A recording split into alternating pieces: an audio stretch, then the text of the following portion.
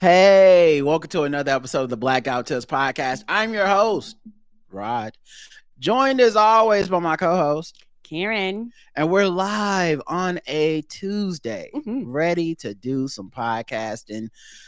You guys know what it is. The blackouttips.com. That's where you go find everything. And you're like, hey, oh, wow, look, there's episodes here. You can sign up for premium here, the blackouttips.com/premium. You can vote in the polls. You can leave comments. You can do a bunch of stuff over there. And we suggest that you do all of that stuff because it helps support the show. And we do a feedback show because we care about what you guys have to say. And we'll respond to it on a Saturday. We'll take a busy day out of our busy schedule and go, what did you guys think? So make sure you do that. Leave us 5-star reviews on Apple Podcasts. That's very important. We appreciate y'all to do that as well. And then upcoming, we have a live show, February 28th, the blackest day of Black History Month, the last day. Only way it could be black is if it's a leap year. It's at the Blumenthal Center for Performing Arts. The link to buy tickets is in the show notes, and you can be there virtually. You don't have to necessarily be there in person. But I'll tell you one person who will be there in person, and that's today's guest. He's an actor, podcaster, a comedian, stand-up comedian, and also a comedian of just like sit down and all kinds of stuff. An actor of stage and screen now, not just billions. Okay, one stage, one screen. That's all it takes. That's all it takes. That's all it takes. It is our friend JL Covan, who has a new stand-up special. Inauguration is my favorite N-word. Available on YouTube. We were watching it right before we hopped on with what's going on, JL? How you doing, bro? I'm great. Thank you for having me. Looking forward to Charlotte. I just hope there's not a natural disaster or a sinkhole underneath the Blumenthal Center for the Arts. I don't know what the JL Jinx has in store, but it finds new way. It's very adaptable. It's like Madonna. It changes throughout the eras for whatever is needed. Stuck our necks out on this one. Like we're feeling ourselves. We're like, let's find out what's coming to the head. What's more powerful, JL Jinx or the Blackout Tips bump? It's gonna be a fucking a race to the finish line. A war for the ages. Every day I wake up expecting something. Like just look at my email. I'm like, show's still happening. Okay, people still buying tickets. All right, yeah, they're still purchasing them. We get email every day. Shoe hadn't dropped yet. I'm waiting for us we got to go through the walkthrough of the new space. I'm waiting for them to be like, oh, did we not tell you guys that it's all underwater or something? And we're like, of course. Yeah, Trump has declared Charlotte an enemy against the country city. You never know. And it's on lockdown starting February 27th. Right. Oh man, but yeah, man, I'm looking forward to having you, man. Let's talk about the special as well, right? So, you put this special out. It's you. Actually, no, you tell the audience what it is. Sure. Well, it's basically, it's me as Donald Trump, but it's basically, it's funny, but there are moments where the crowd is not laughing at all, which I sort of enjoyed because it's really a little bit of performance art, which is like if Donald Trump were doing a stand-up special, not here's me impersonating Donald Trump doing comedy. It's like, there's complaints about there's hack stuff about trans people. There's a nonsensical thing about cancel culture. He references Matt Rife. He's like, it's all these little bits that are some funny, but some are really like, oh, you thought, no, that's just the setup. Like there's the joke about pumpernickel bagels where he thought the name of the bagel was something else. And he's going, why are you laughing at that? That's just the setup. The joke is that the woman got fired. Right. Like she got fired for correcting me. That's the funny part. So, I'm going to stay positive on this show today. But it's something that I wanted to do and I thought was a fun idea and I hope people will check it out. I think it's very funny. But I'm getting more and more comments from fans who are like, I you're very talented and funny, but I just can't watch your stuff anymore. And I'm always like, why do I have to be why can't Trump pay for Trump's crimes? Why does my career have to be the one that takes the hit? Like, of the two people who have to get hurt, hey, and Joe Houston, it's January. This is JL's whitest month of the year. I have had the least amount of sun. This is the whitest there is. Plus, this ring light isn't helping either. Right. But it's like, I thought this during the first term where I was like, Michael Cohen gets out of prison and he's got a book deal and his podcast is doing huge numbers. And I'm like, but I never worked for Trump. Right. Like, and with Trump thriving, living his best life, I'm like, but you can't enjoy me making fun of Trump. Like, that's too much. But I guarantee you, those are the people who will be watching 6 hours of MSNBC every day, absorbing the real thing. They're like, I'm off sugar for my health, so I'm just doing fentanyl now. That's basically what my fans are. That's the logic of the JL liberal fan base. You got to pivot to full-time John Bernthal impersonator to get these people to stick around. Is he going to have a big role in the new Daredevil? Because okay. Then I'm going to keep growing the hair. Yeah. If I show up to the Blumenthal Center for the Arts with the worst haircut ever, it means that, I'm going full Bernthal. Yeah, I don't know if you saw the trailer for it yet, but like, it's not just Punisher. He's not the old Punisher. Like, he looked like Punisher during hard times, and his hair looked longer. And I was like, oh, this is a different look for Frank. I want to see. I can't wait to have this back in my life. Been through something. What I was gonna say about the special though is, you like to play the game on All Madden. And I don't know I don't know what it is. I guess it's personal integrity or something. You want to Sisyphus pushing the rock up the mountain or whatever. You have to play it the hardest way possible. And so every other Trump impersonator, I believe, is doing like almost, I don't call them fart jokes, but it's it's like, I'm gonna give you the Trump isms, but it's very light work and it's all stuff that, half clapper, half applause, right? Like, there's a good mix in the lemonade. It's an Arnold Palmer but Jay comes out there.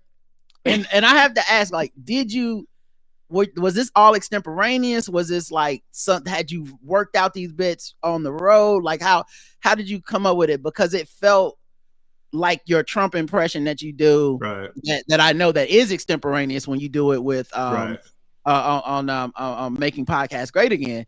It felt like that, but I'm like, that could also just be that you've practiced it enough that it feels like that. Well, the good thing about this is it was planned. Like, I had a cheat sheet on the stool next to me during it, but it was not like it was bullet point planned because I couldn't run this. I don't get booked enough. Right. I won't gripe about that anymore. But I don't get booked enough. And there's not a real opportunity. If I were a bigger star, I could obviously be like, hey, I'm running my Trump hour 12 times. But because I've done it so much, I had all the beats written out. Like, beforehand, I had thought about the different beats. And so it was very easy to kind of just get into what I wanted to say. So I had the cheat sheet there, but it was much more planned than my usual Trump stuff. Now, I've done hour-long live shows with no planning, but I wanted this. It was important to me that I challenged myself a little bit, that I could get out there and talk for 45 minutes as Trump and it would be funny. But I wanted to kind of stick to the idea of like, no, some of this has to not be funny. Some of this has to be weird and like hacky. So I need to stick to those beats rather than just be like, everybody, let's laugh for 45 minutes. I wanted it to be awkward at times. I wanted it to be, because it was like mostly stand-up comedy and somewhat performance piece. So that's what it was. That's what I mean by saying it's playing the game on the hardest fucking level, because the audience has to conceptualize in real time. He's not coming out and we're supposed to have fun of him doing a Trump impression of like, look how stupid Trump is. Trump is stupid. It's no, I am Trump. And while Trump is stupid, the joke is not that Trump is stupid. It's this is what Trump doing stand-up comedy would look like. Yes. Right. As opposed to stand-up comedy about Trump. I thought it was great, but also when the audience isn't laughing, I'm like, I'm laughing in the house, but I'm like, but the right response for the audience was not to laugh. Like, right. If I'd have fucked it all up. Trump would think the things that Trump thinks is funny are not right to decent people. So like one laugh, and I know anybody who's been to a Chick-fil-A when I said they didn't laugh at all. And the good thing is the armor of being Trump is that either way, if they laugh, I'm funny, and if they don't laugh, I'm doing it right. Yes. And so like when I said, don't you hate it when you go to Chick-fil-A, which is it's a very Christian chicken place, and you have a gay cashier? It's like, I didn't come here for a gay person to be at the chick. And there was no laughter, but I'm like, oh, I guess you're woke. I guess you're woke. Right. And that's an easy thing. You just go to woke. You blame the crowd as woke or radical or lefties if they don't laugh, because of course that's the only reason people won't laugh at comedy to that side. The stuff that was funny to Trump, of course, is not funny. Like, I love when it's like, that's not the joke when they are laughing. It's like, oh, like it's starting to kill. It's like, no. As Trump, that's not the killer part. The clever thing you think happened, that like it's clever. JL's clever, but not Trump's clever. And then deliver a punchline that is not funny. That's just mean, and everyone's like, oh God. And maybe it's just one of those things where it's like it's comedy for a room of one or whatever, because it's the kind of smart like writers comedy type of shit where it's like the shit that like. And sometimes I have to, some of this, I think for a lot of my comedy career, all self-deprecation aside, if I wasn't motivated to do things I thought were good, I really would have quit a long time ago. But I believe in what I do, whether or not it gets enough sales or whatever. I know I'm the best comedian I've ever been right now. That's the crazy thing about comedy is before my brain starts to deteriorate, it's not like athletics where, at 40, unless you're LeBron James or, Wayne Gretzky, you're done. Your brain keeps able to develop and create new things and add on to the knowledge you have. So like this was a thing where it was like, I want it to do well. I don't think it's going to do well, but I'm proud of it and I'm happy with it. And sometimes I hate to have, that sort of idea in my head that I just go, like I want to create stuff. And so I'm happy with it as a product. So at least when things fail, this is what I should probably tell the dude, Robbie Williams, who made that movie, A Better Man. Yeah. I'm like, I liked it. I liked that it was like a risky, weird, entertaining thing. And I was like, don't listen to the haters, man. Like, we need more people. There aren't enough risk. I'm not putting myself in that class, but there's not enough people trying to really do big, exciting things. Like I saw The Brutalist and I was like, well, that was art, but I didn't really actually care for it that much. And I know it's like the front runner for Best Picture, but I get it. That's art. But what about like Amelia Perez and the monkey, I call it the monkey singer, but like those, we need people to be willing to do those. And we don't, that's the stuff I'm afraid we're going to lose. The art house stuff will get made and the big budget Marvel stuff will get made. But what about big budget crazy shit? Right.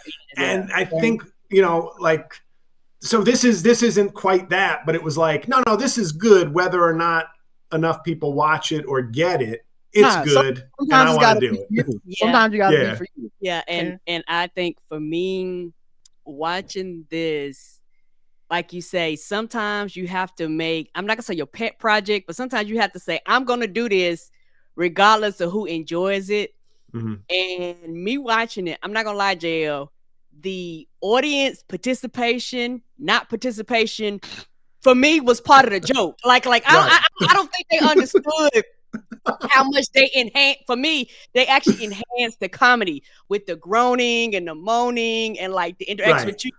For me, I was like, oh, this is genius. Like in my mind, I kept saying, this is genius. This is fucking hilarious. Like I was, and for me, you got the point across. Like, yes, this is what Trump would do if you put a spotlight on him and say, do comedy. Yeah, I also think it's interesting too because Trump is kind of like, shark brain. It's very like what's immediate. Like when he gave all those speeches, if we want to call them that, at his rallies last year, it was very like he could just go on a tangent immediately within a sentence. And JL, you always capture that like greatly. It's like you bring up like and this McDonald's is in Pennsylvania, a state I won, by the way, like just something that that his brain would not be able to process. Like the through line to like, no, I need to stay on topic. This is my comedy. My bit is actually about Luigi. No. I need to pat myself on the back here. Yeah. So like I said, it feels, for me, it's so smart that it feels very writery in that it's like jokes I pitched to Game Theory sometimes, and I'm like, it's hilarious, but an audience is going to have they're going to struggle with it. Like they need to it's almost like you need to do this 10 times, and then that 10th audience or that 5th audience, then they're like, oh, we know the bit, and like they will laugh even though they shouldn't. They will laugh at the cringe stuff because they're like, yes, Trump thinks that his underage son having sex with the wife. I knew that one was going to be the worst response because I was basically saying, I don't know, he was 17 or 10 years old. I don't know, but he was tall enough to have sex. He reached the height requirement for sex. And I knew, but what's funny is that when you do it in character, Trump, as I've joked, is like my South Park cartoon. Yeah. Like, for all the 95% things I say that are horrible because I think that's what Trump would say, there's always the occasional Lauren Boebert comment where I'm like, but everybody knows off the record, I think she's physically cute. Right. So it's not like I'm just like, I'm not one of those people who's like, she's disgusting because her politics are terrible. And so it's like, I knew that one would be bad, but when you put on the Trump facade, it's like, oh, this isn't me. This is Trump, who'd be complimenting his 10-year-old son for having sex with some swinger. I was real tears, man. I was crying. And the crowd was not. That is one of the most crowd not with it. No, there was another joke too that you told that you let sit for a second too, and the camera zooms in on your face as like the defiant Trump, like, no, fuck y'all too. Like it was so good. Anyway, but it's very meta, and I hopefully people listening, y'all go check it out. It's free on YouTube. And I think our audience will be prepared after hearing this to know, like, oh, okay, yes, the feeling of the audience tightening up, you're supposed to feel that. Did your back hurt after this? Because you did that Trump posture for a long time. His posture is terrible. Yeah, I mean, it helps that I'm in like the worst shape of my life. I keep telling people I'm method acting. I'm like doing the thing like Brendan Fraser for The Whale, except I didn't use a fat suit. But it's like, I think every time I've done Trump, like as I try to, what I like when I look at all the other Trump people who've done it is that I feel like I've LeBron'd them in terms of like, I'm adding to my bag and still killing it, while like the guy on SNL, who I thought was very good, he's sort of settled into just his growl. He's settled into like one thing. He doesn't have the physical presence to do it the way I do it. And it's like I get bored with it. Like, that's why this was an important project for me, because it was also like, I can hear a news story and go 3 minutes on Twitter immediately. And everybody will go, so funny, your best one yet, yada, yada, yada. We're not coming to a show. The end. I had a dude tell me, he was like, you do the best Trump. Is this based on reality? And I said, well, I'm only posting a clip from the podcast because I'm hoping people listen to the podcast. And he said, I'm not really a podcast guy. I was like, why do I have all the, I'm not really, there's millions of podcast people, and I've managed to gather the 187,000 who are not podcast people. But but this would challenge me to do it, not just a boom, but let's just put it in the JL processor and spit out a parody, but like do something bigger with it. But the physical is something I started really adding during that musical. I was a dictator for a day. Go sign up at dictatorforadayShow.com to get like a monologue of mine. Like that's like for early sign up, you just get a free monologue. It costs nothing. It's just you get updates. But because that was a full stage performance, you know, just like I sometimes try to do voices like like John Bernthal on this show or Charlie from It's Always Sunny in Philadelphia. I just kind of try it. And sometimes it's kind of there. Like and the physical, because it was a physical performance also, I just started to be like, I stick the mouth, like the chin out, like, and just kind of hunch and and the hands. just kind of imagine what he looks like. And then it's like, yeah, nailed it. You know, because I've seen him enough, and he has horrible posture.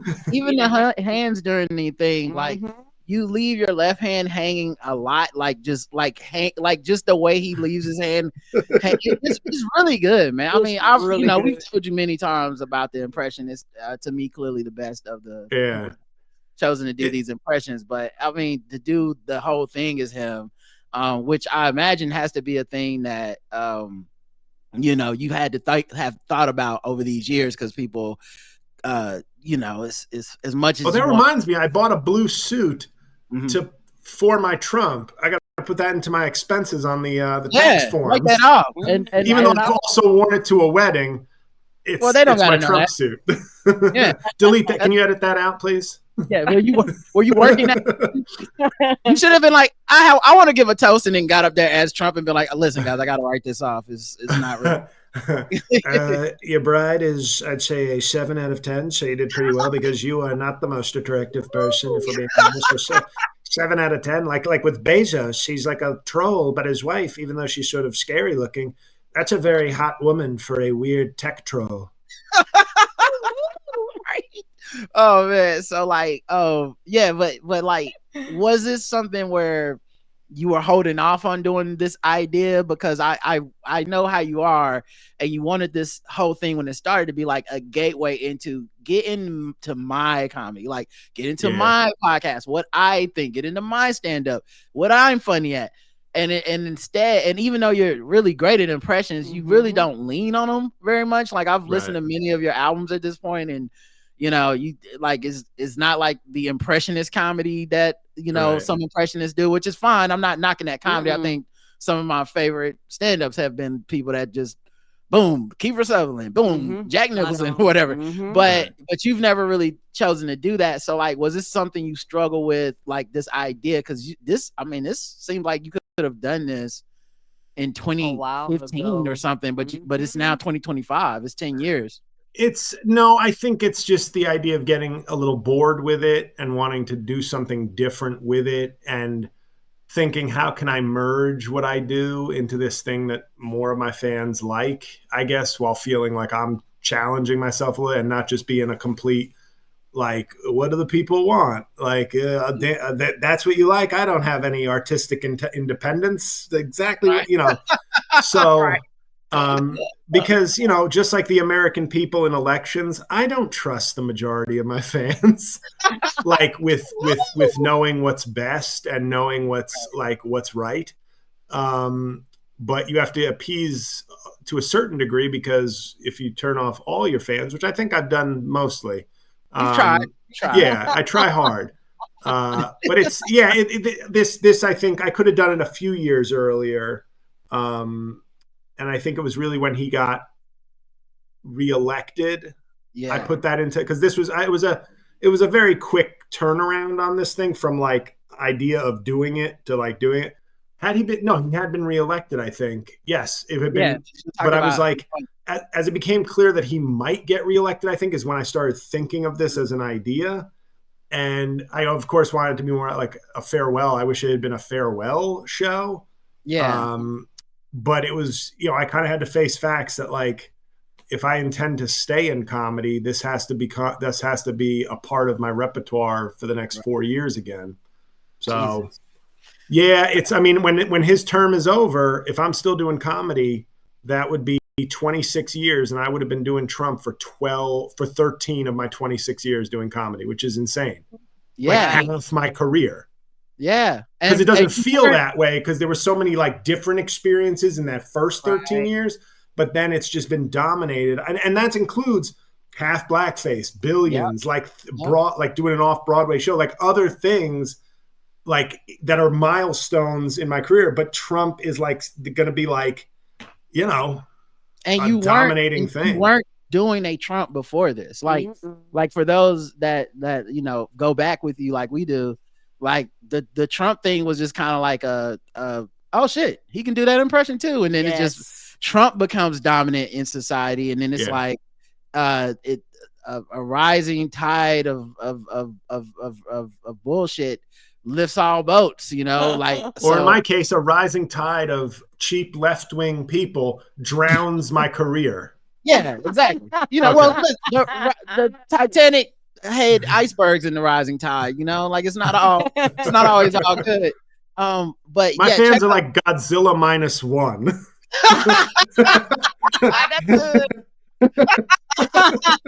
Oh man. All right.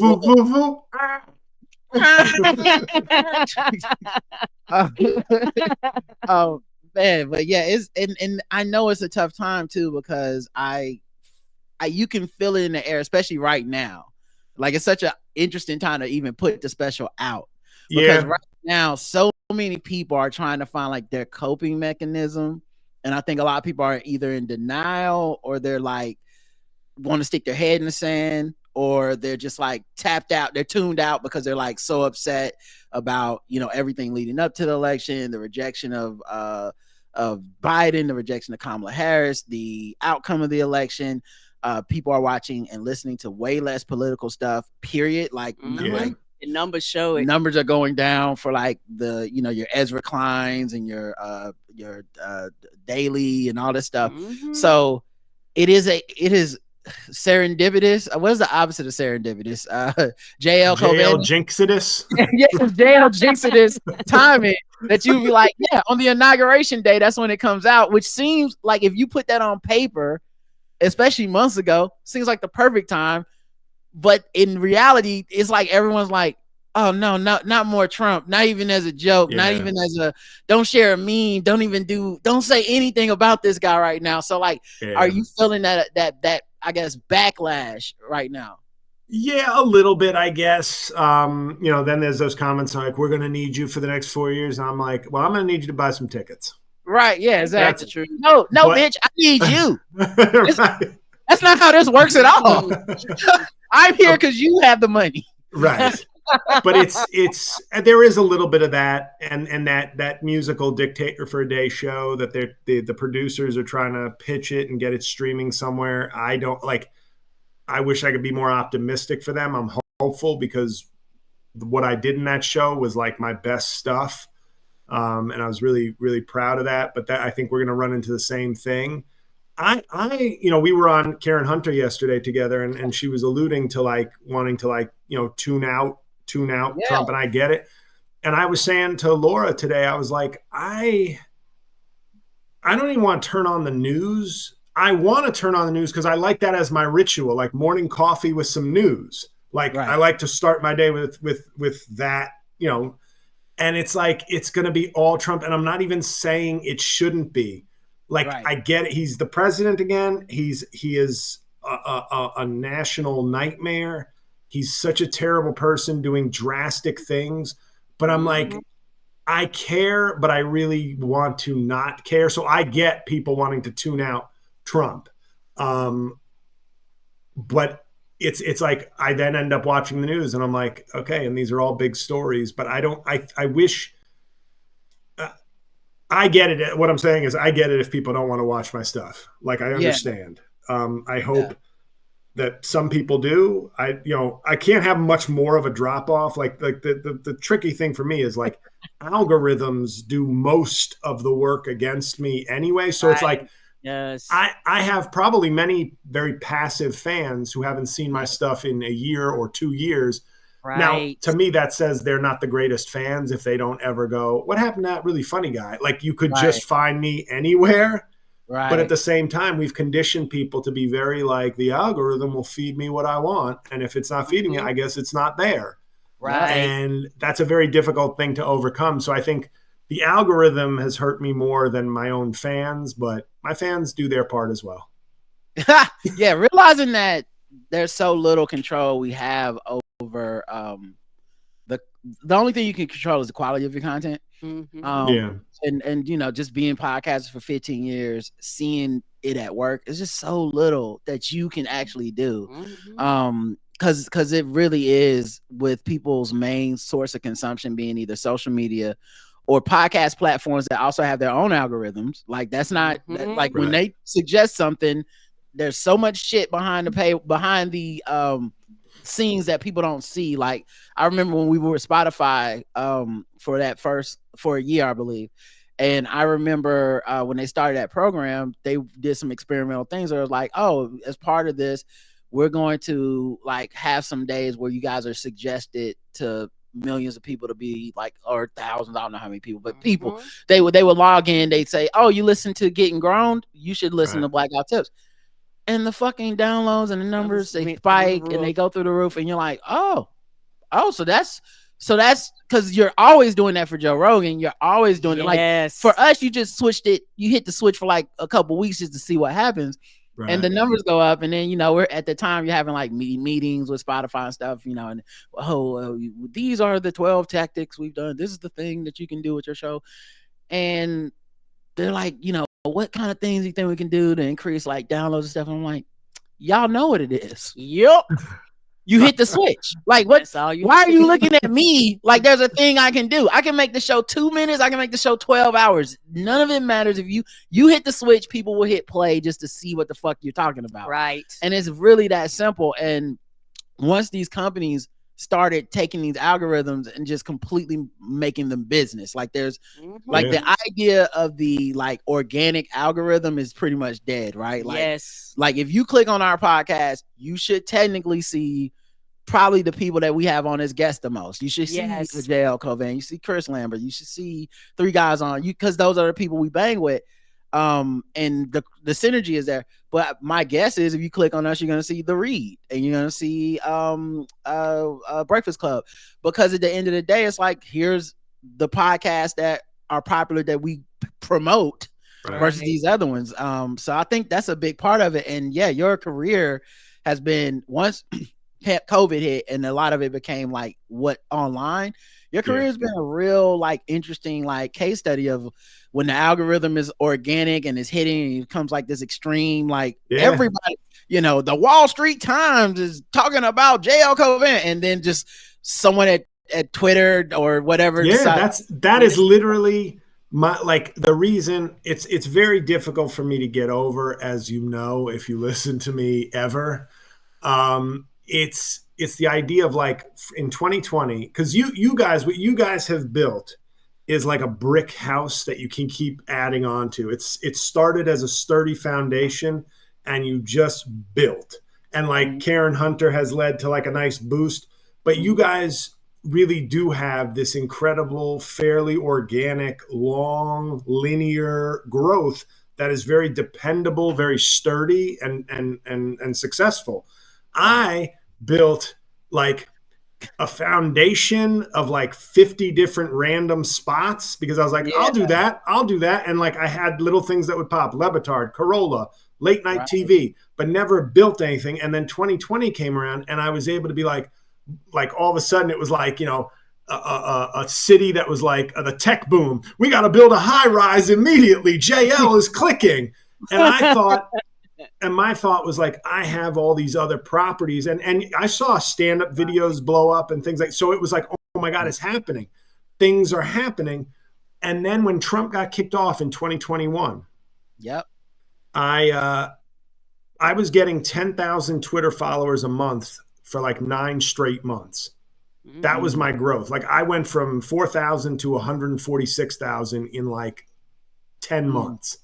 And it hit a wall because they obviously in their algorithm, instead of being like, we are banning these 150 accounts, they were like, Trump mentioned this many times / within 3 Right. words of MAGA equal.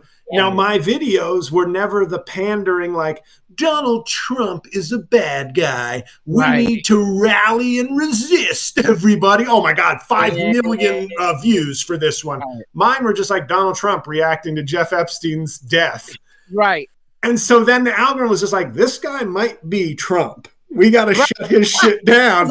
And I'm like, no. The AI was like, is it? Is it not? Right. And it was like that altered, because what happens with that is I saw similarly situated people who blew up to like, they peaked at like 350, 360,000 followers. Like a guy like Brent Terhune is somebody who was like 10,000 followers behind me the entire year for 2020. And then by the end of 2021, he had like almost triple my followers. Like once I hit and that means fewer YouTube views, which is money. That means, hundreds of thousands of people potentially not seeing me promote Cameo, which was big for me for a couple of years. It's a nice side hustle now, but that was like a lot the first couple of years. That means ticket sales to gigs.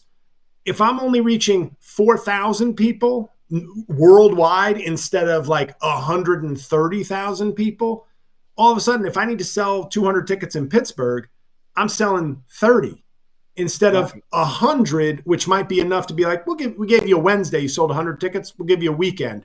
And now you're, so it completely, and I can understand if I had been banned, if I had said some racial slurs or some homophobic stuff or something, just, but it was like, I was like a collateral damage basically.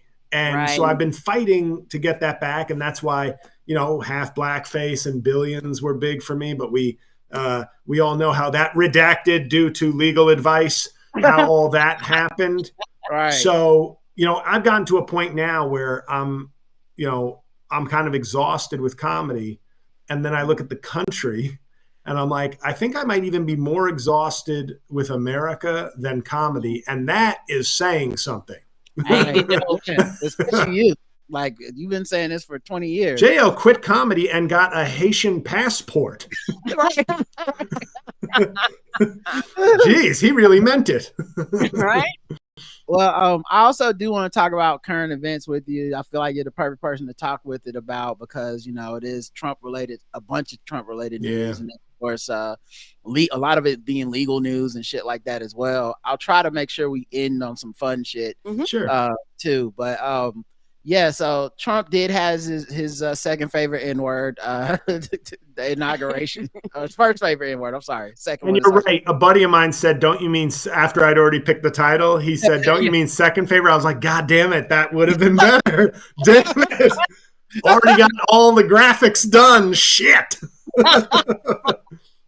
So I won't go into all the explicit detail with all the stories just because there's so many, and I don't, I'm a little burned out too.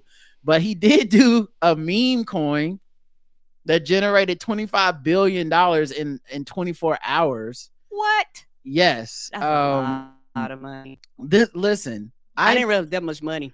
I will never be able to fully articulate how smug and upset it all makes me. But every time someone impugns the Obama's credibility about like they did Netflix movies, I'm always like, this nigga is selling Bitcoins and Bibles in your face in the office. Like he's selling in the office. He's like Melania Trump got $40 million like the last week. Like what?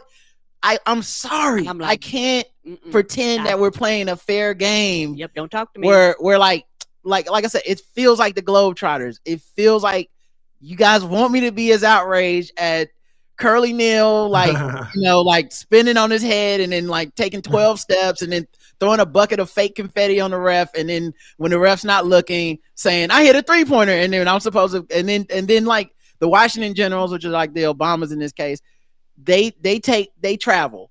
And you're like, see, they both kind of, that's fucked up, right? And it's like, I don't know, man. I kind of saving my outrage over here. I hear that you don't think it's tasteful, but this shit is egregious. And so, that's a bit of mine because I've made comments about like not like how can they, but I remember talking about Right on Your Parade with Mike, where I was like, when he did the podcast with Bruce Springsteen, it wasn't that I was like, this is outrageous. I was just like, you know, I think the joke I made was I wanted Obama to go out like Michael Jordan.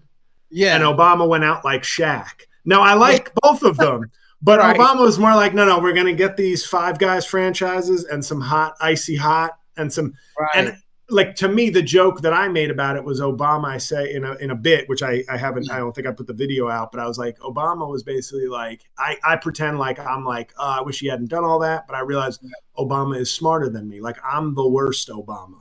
If you look at our backgrounds, like I'm the worst Obama timeline, which is still a decent timeline because it's the Obama timelines, but I am the worst of the Obama timelines.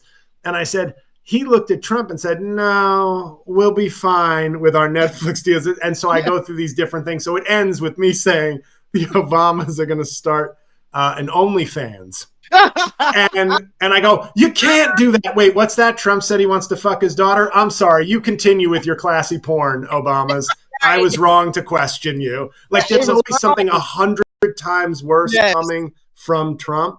But I remember saying this when he got elected in 2016, and you know, at the time people were doing the like, it's Obama's fault we didn't vote or whatever, and I was just like, I just once again smugly, but it's like, you guys do realize by putting him in office, you're going to make the Obama era unimpeachable. Yeah, like you will have your complaints because you were there, but like in the annals of history, none of these complaints will ever matter because everyone's gonna be like, so wait, you were mad that this guy needed to go and you didn't even want to like his endorsement on the next person coming up because you were mad over drones. And they're like, yes, it was drone strikes. But then the next guy did the most drone strikes ever. Yep, he did. Okay, well, that seems, and I guess you hate him too. I mean, he's the worst, but like, you know, that's what they do or whatever. Like, that's how it feels right now. When they're talking about Biden pardoning his I feel terrible for Biden. Can I just say, like, I feel like this dude is like, he and his administration, and just like a CEO gets to take credit for whatever his hotshot VP really did. He was the CEO. His administration that he put together accomplished a lot. And it's like everything, there is no gratitude for what he did. And there is, you know, yes, this idea of like, I can't believe he preemptively pardoned Liz Cheney and Mark Milley. And I go, but can you believe that the dude coming in and Kash Patel were threatening with an enemies list? Like there's always this the same thing. No president has ever been charged with crimes. This isn't well, maybe you shouldn't be the first criminal fucking president. Right. Like, why is it? It's always like, this is unprecedented because of him. All the things that are unprecedented stem from Trump. It doesn't stem from Joe Biden. I genuinely think if Kamala Harris had won, what I believe, I can't prove this, is that he would have commuted Hunter's sentence, so he didn't do jail, but he would not have pardoned him. He would have stuck by the, hey, son, I got to live up to this. Not if you put a monster in here who's unreasonable and criminal to now dispense justice. I don't trust. And like, I don't want, I'm like, this is why I'm not talking to many people about politics in general. I don't even want to entertain someone trying to tell me how bad it is. Like, and I recognize it within myself, whether people think it's a character flaw or they think it's a strength. It doesn't really matter to me. I'm that resolute on it at this point. When someone starts down this line of like, well, and also like, I mean, why do you pardon your son? It's like, I don't want to talk about this. Because it's so obvious to me that it's just going to end up me being upset, and it's not.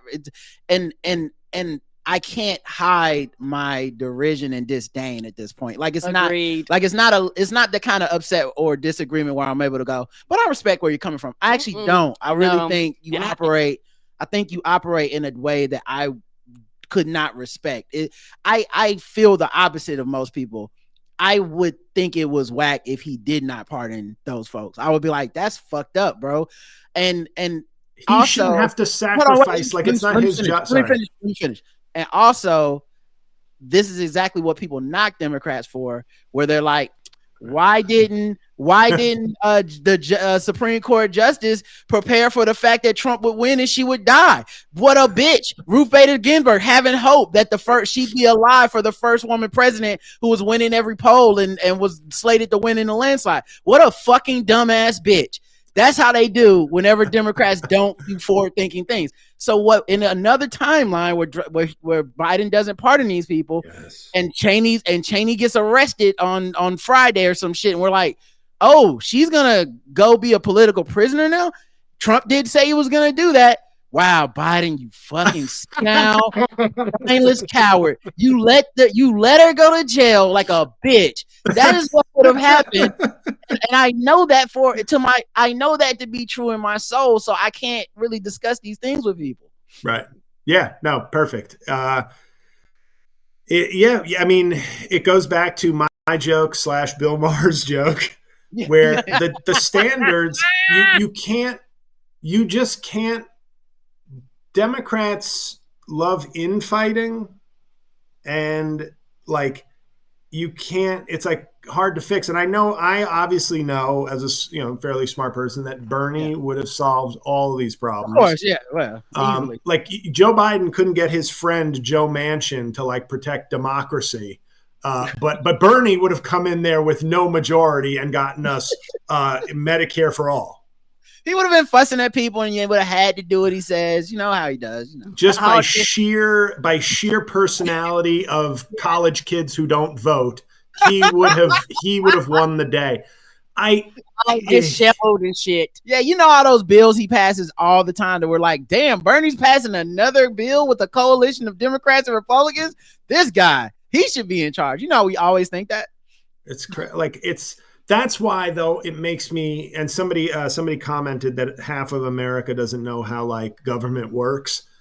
And to me, that's what makes me most hopeless, is that if you collect the hateful people, the greedy people, the apathetic people, and the ignorant people, man, that's like 250 million Americans, man. Like, how do you beat that coalition? Like at this point, with phones creating just like regenerating all that shit, and seeing the tech CEOs at the inauguration, like I laugh because I'm like, oh, I guess this is the one time. You've always said the book burners are always the bad guys, right? Like, who made them the good guys? The book banners, the book burners. But when is the group of billionaires, especially spiteful nerds? Like, when are they? They're all the kid from The Incredibles. Right. Like the villain in The Incredibles, they're all grown up, and they're all there with a guy who hates them, who they have hated, because it's so transparent, and I have people that, I remember when Kamala was running, I had a couple good friends that were like, see, the problem is like these Democrats and these elite interests, and they cozied up to them too much. And I was like, I don't like, once again, these are common things that people say that I have reached in probably the last couple of years to a conclusion. I feel like I'm right. I think they are wrong. And I'm like, I don't agree with you that the billionaires are running the Democrats, because who's the one raising the tax on the billionaires? That the billionaires had their choice. They would support Trump. And turns out I was right. No one called me back, by the way, to be like, fuck, bro. You know what? This is what it looks like when billionaires run a party. Oops, my fault. I'll take it back, because, this is going to sound like a weird thing to say, because I wouldn't put it on a t-shirt. No one would buy it if I did. But billionaires are people that are part of the American democratic society. Mm-hmm. The idea that they would have zero say is also kind of ridiculous. That's they're going to have a say, whether people like it or not. They're going to get involved in politics, whether people like it or not. People's solution is one side completely abscond from that power structure and just like go so grassroots, and you're going to win because all American people are innately good people. And the other side is like, or we can just spend billions of dollars calling trans people the rapists. And that's the side that wins that debate, because they have the billions of dollars to do that within our ecosystem. So I think it's kind of funny to watch a bunch of billionaires literally on like first, second row of the inauguration sitting next to each other who kind of paid for and funded this guy they used to hate publicly, who they're clearly about to be like, and then he's going to pass and do all the stuff we're going to do. We got they want to make AI, like they're going to do a thing with AI where the government is going to get heavily invested in AI, and it's going to be all the Silicon Valley AI companies that you guys have heard of. It's like, well, of course, that's the grift. That's the long game for them. That is the smart play for them. Because and I'm not saying Democrats wouldn't invest in AI, but they wouldn't just be carte blanche like, here's a vault, guys. Go in and get the gold. Like the Democrats are like, it need to be responsible. It's got to be this. What are the regulations on it? Right. So those are the things that keep sticking out to me, and I can't pretend that it's even or both sides or even a difficult choice to choose between these two parties, Karen and then JL. Oh, no problem. And also it's one of the things where I really agree with Roderick. The way I feel about these things are very strong and resolute, and I've actually had time to think about it offline. I ain't been online. I ain't been arguing with people or troll. I've spent time offline using my brain and analyzing this shit and sitting in my feelings and processing all these big and heavy emotions and how I feel about things. So for me, I don't talk to most people because I'll just say, I don't want to call you stupid to your face. So we don't fall out with each other. I would just prefer when you start saying certain things, I'll just let you talk a lot of the times and be like, oh, okay, you got it. Yeah, but also I recognize in this exchange, I would guess they think I'm as stupid as I think they are. Right. Which is like, we're supposed to be on the same side, but I don't agree that vehemently. And it's just kind of like, why I don't want to start more division. So I'm like, let's just move on to the next fucking topic. JL, what were you going to say? Yeah, like you brought up AI, and to me, the mistake we've always made with tech, and until now, we've never, we always corrected it. Like Microsoft got sued by antitrust and had to break up. AT&T, all these things that led to great competition and development, which is the whole point of antitrust. It's not you can't be rich enough. It's that we know that the lifeblood of capitalism, good capitalism, is competition, not monopolies, not dominance. Sometimes companies come to dominance because they're really good, but there's always some shady stuff. And if you find the shady stuff, you go, you got to break this up. And that's, breaking up Microsoft helped the tech industry immensely. Breaking up AT&T, telecommunications immensely. But we're in the era now where the tech has become very personal and convenient. And now people don't care as much that Amazon is crushing so many small businesses and strong-arming vendors and things like that. They don't care because they like that Amazon gets them stuff quickly. So they're out of sight, out of mind. I don't see the small business that you're crushing. That's not my neighbor. That's some dude in Oklahoma. I don't know him. So give me my 2-day delivery. And that extends to climate and things like that. Like we don't care the cost of that, et cetera. But with what I am nervous about, and I know you guys have said that AI is kind of I don't know anything about it, but that it's like kind of in its infancy. As of right now, is more of a promise than a delivery. Right. But these guys, I trust these greedy dudes to know what the future is. And they want, just like Amazon was given in the 90s, when Amazon was starting, a lot of tax breaks, and that helped them develop. Now Jeff Bezos will never acknowledge, like, thank you, Bill Clinton, and thank you for allowing us to grow. They grow until they have so much power that then they spend all that money fighting tax. Right. They fought sales tax. Yep. They got a reprieve from sales tax to help them grow as a business. That was good foresight. But as soon as they got big enough, they said, fuck your sales tax. And it's like, well, no, you got to pay sales. You have to collect sales tax. You're a humongous business now. And they wanted to fight it tooth and nail. And when I look at all these guys willing to go, these guys, they're pissing. They're pissing. How does it taste? It tastes like Jeff Bezos. It's like it's on. But they know that, like, if they can get 4 or 8 years of hands-off, crypto is bullshit. Yeah. Like, And they've stopped. And even people who I like or know who are fans of crypto for some sort of authentic reason that they're not necessarily scammers, they've stopped talking about it as a currency. They talk about it as an investment. And that's the fraud, because it was like you kept telling people it was going to be a new currency. Right. And then you say it's an investment, but then you say don't regulate it, SEC. Right. But if it's an investment, it's got to be regulated like an investment. And Trump is telling them, no, we fired the guy who would want to regulate it as an investment. So go speculate, go build up your wealth like on this fool's gold.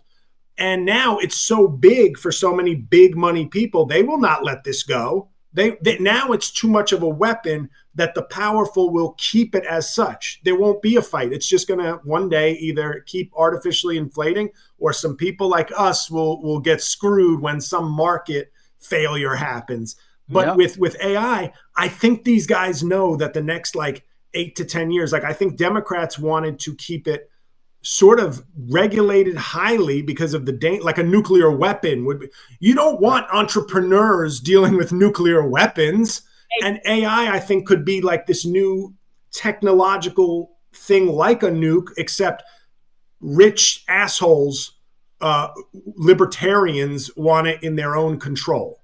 Right. So, and when you talk about the size, particularly of Amazon, the thing about that, Amazon is so fucking big. Somebody made an error and fucking half the world couldn't fucking function. Got up on a Friday morning, fucking couldn't get in, couldn't log in. Everything crashed down. Everybody's IT across the whole fucking world was like, we don't know what the fuck happened. Nobody should be that goddamn big that if somebody put a dot versus a one, that the majority of the world can't function. That doesn't make sense to me. Yeah, airports were down. I remember that. So Trump put out this meme coin or whatever the fuck, and made all this money, and then I believe because of the office, he has to divest, which gives a perfect pump and dump like excuse. You know, it's basically the Hawk Tour. Great Hammer song, by the way. Yeah, pumps and a dumps. But yeah, so he did that shit. Then Melania comes out with a coin like the next day. Of course. Like I'm like I said, I don't have the outrage for the shit that people are talking about. A federal appeals court deems DACA law unlawful, which leaves future dreamers in limbo. Now, this actual article, this news came out January 18th. So this is before Donald Trump comes to office and starts signing these executive orders that are going to be challenging birthright citizenship, where they're allegedly planning raids on some of these major cities. So like, don't you love how it's a border crisis, but they're going to like Democratic cities in the north? The border of Chicago it's a border crisis. Right. This is performance for his supporters. See, look at and I said it on Karen Hunter yesterday, and I'm sure you agree, which is the lifeblood of MAGA and the average MAGA supporter is angry or sad Democrats. It's not policy. It's not results. It's sad, angry Democrats. Like then they go, Trump's doing something good because those people I hate are upset. So it's like, you could shoot somebody, burn their house down, but if a Democrat is sad, also like, yeah, my house is burned down, but there was a Democrat in it, so very happy. And also, like, you would think someone like Greg Abbott would be upset, like, hey, why are you spending all this money in Chicago? You're supposed to be coming out here. Our thing is the border. This is where the fight is. Like Biden's administration, the only thing stopped me from putting fucking landmines in the goddamn soil. So like, come down here and let's like fuck these people up. And Trump's like, we'll be going to New York. Like it's just so fuck you. But yeah, with the DACA law being in jeopardy, birthright citizenship about to have to be challenged to this Supreme Court, by the way. Right. Like a lot we had a deal. We had an immigration deal under Obama. That gang of 8, Marco Rubio, and they had it. They had like 60 something votes in the Senate, and Boehner wouldn't bring it up in the House because a majority of the Republicans in the House were against it. This could have been solved like 15 years ago now. Yep. Or 12 years ago. Trump pulled Trump to nearly pull 1,600. I'm gonna say Trump to pull nearly 1,660 Afghan refugees from flights. Says U.S. official. This is a deal that was made, I believe, under Biden, where it's like people are fleeing Afghanistan. We want to make sure these refugees have a place to be in America. And Donald Trump and them was like, that shit is over, and we don't give a fuck if you had your flight book. You ain't coming. And the thing I saw that was written today on some of the immigration stuff, some of the wording is saying the date they're using is essentially Biden's first day in office, saying if you came in the country over these last 4 years, they would like to revisit that. Like, so even if you're like, no, I was here, it was legal. The president of the United States said it was legal. There was a program. I'm a legal citizen of the United States. They're like, no, retroactively, you're not. Now it will be challenged. It'll go to the Supreme Court, but it's this Supreme Court. I don't think anyone can feel confident they'll uphold the rule of law. I feel like they seem to hold it up whenever it's like, you know what? It can't hurt Trump. It can't hurt Republicans. So in this case, sure, we don't give a fuck. Such as the Trump, like, we're not going to stop Trump sentencing because he's not going to jail. Right. So it's like, yeah, sure. Oh, we're so fair and balanced. But whenever it's something where it's like, we have legal precedent, you guys shouldn't do that. They're like, yeah, but we're Republicans in power because fuck that precedent. So I feel like we may be about to see some of that stuff with immigration. Can I make a recommendation on immigration? Yes. I read a book several months ago, and it just came out on paperback. I think the New York Times had it as one of their top 10 books of the year, but it's called Everyone Who Is Gone Is Here. And it's all about the history of Central American migration to the United States. And it is incredible. And I learned so much, but it's a really good read. And it just made me realize one of the big problems, like I talk about a book like that to your audience, and it's like, yeah, maybe some people go, oh, that sounds interesting, or I've heard of that, I'll get it, cool.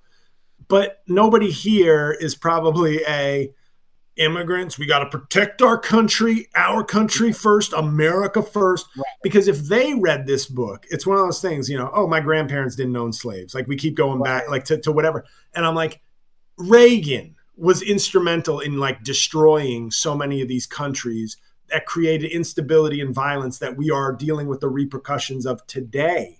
Right. It's one of those things where it's like, how close does it have to be till you start saying we need to own some of this? And what Trump does is a twofold thing. It's like, keep them out, but we also want to cut funding. And this was what technically VP Harris was in charge of, was like not solving the border necessarily, but like working with that. I think it's called the Northern Triangle. That's Guatemala, Honduras, and El Salvador, because that was where most of the migrants were coming from, because they were such violent, desperate places. But no, we got to cut funding there too. So we want to create a problem in the 70s and 80s when we weren't supporting, we were throwing out like a dozen leftist but democratically elected governments for like strong men who are like, we hate communism. And Reagan was like, music to my ears. Here's a bunch of money and a bunch of guns. Go end communism. And instead, all they did was murder tens of thousands of people and create instability. And then when those people, when their children or whatever are like, I'm starving, I'm fearful for my life, we're like, get out of here, America. It can't be our problem. It is your problem. Yeah, you started it, but none of you read your history or care. So it's like, that's where we're at. Trump signed a death penalty order directing Attorney General to help states get lethal injection drugs. I told you. Because you're right, Kenny. You got to get those shots. You got to get those. See, he's pro the shot now. Right. As soon as I was like, he elected, I was like, he gonna spark up them chairs. Yeah, you did. He said that Biden had the willy-nilly language he used. I saw a speech of his last night where he's going, Joe Biden pardoned these murderers. He pardoned them. He commuted their sentences to life without parole, dude. But his people will be like, can you? And Joe Biden was pardoning murderers. Yeah. I think, what else is funny?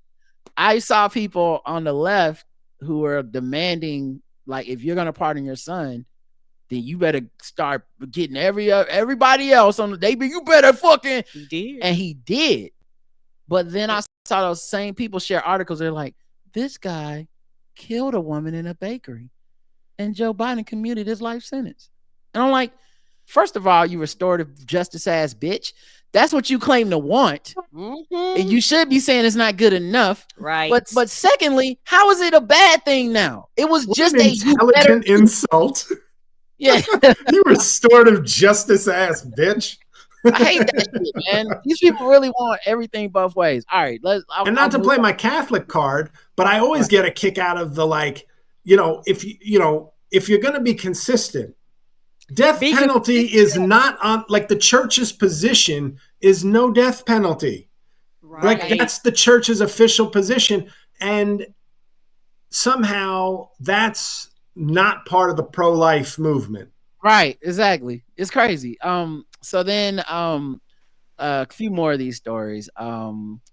So he's repealing I think he's repealing the negotiations that Biden was doing for Medicare and Medicaid to get lower prescription cost drugs for people. Medicine's going back on up, y'all. Yeah. I wonder where most people in the country on Medicaid and Medicare. I wonder what states. Anyway, I'd rather die than take Democrat medicine. Right. I'll just keep the diabetes then. Like, the fuck. And I call it diabetes because I don't want a D near my name. They're like, it's like they have like a Crips or a Bloods mentality with it. I have diabetes. They're talking that you claim. They're talking to the doctor. Their foot's about to fucking fall off, and they're just like, more like diabetes because Democrats lie. Republicans tell the truth. I don't need if Donald Trump say I don't need the insulin, then I don't need it. Here's some of the things he's revoking, guys. It's a long list, but I'll go through. The executive order 13985, advancing racial equity and support for underserved communities through the federal government. I'm sure Ice Cube will be letting the blacks know what the next step in the golden parachute plan was for him. Ensuring a lawful and accurate enumeration and apportionment pursuant to the denial of the decennial census. I don't know exactly what that is as far as but it sounds like something. Ensuring a lawful and accurate seemed like a thing you wouldn't want to repeal, but maybe I'm tripping. Maybe we don't need it to be lawful and accurate. Let's see. Organizing and mobilizing the United States government to provide a unified and effective response to combat COVID. So they're getting rid of that executive order for COVID. And they're getting out of the Paris Climate Accord. They're getting rid of preventing and combating discrimination on the basis of gender identity or sexual orientation. Ethics commitments by executive branch personnel. That's the real one. They honestly, the other 100 they said no, that's the only one that they were really trying to get, is like, get the ethics out of here. And then JD Vance and also women having rights. Yeah, sure, whatever. I don't give a fuck about the rest of that. Yeah, I'm gonna be stealing. So just don't have that in there. Revision of civil immigration enforcement policies. Ensuring an equitable pandemic response and recovery. Shout out to black people, because that was us. That was when they had the specific ads and things targeted at the community whenever. Because remember when COVID first broke out and it was like, they're working on vaccines, and people were like, they're going to just give them to the white people. Well, Joe Biden goes that was fucked up under Trump. That shouldn't ever happen. I'm going to just sign something in case another one of these pandemics hit. And Donald Trump's like, no, it was right the first time. Protecting worker health safety. Improving access to care and treatments for COVID, support reopening, continuation of operation of schools and early childhood education providers. Head Start. Economic relief related to the COVID-19 pandemic, protecting the federal workforce, enabling all qualified Americans to serve their country in uniform, because they're just like, why can't it just be men? Reforming our incarceration system to eliminate the use of privately owned criminal detention facilities. Oh, okay, they're gonna make them public. What's going on with that? Oh no, I see. Joe Biden said get rid of the private, like we got to stop doing all these private prisons, and Trump's like, no, we back, bitch.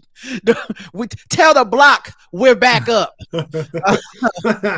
President's Council of they are getting rid of the President's Council of Advisors on Science and Technology.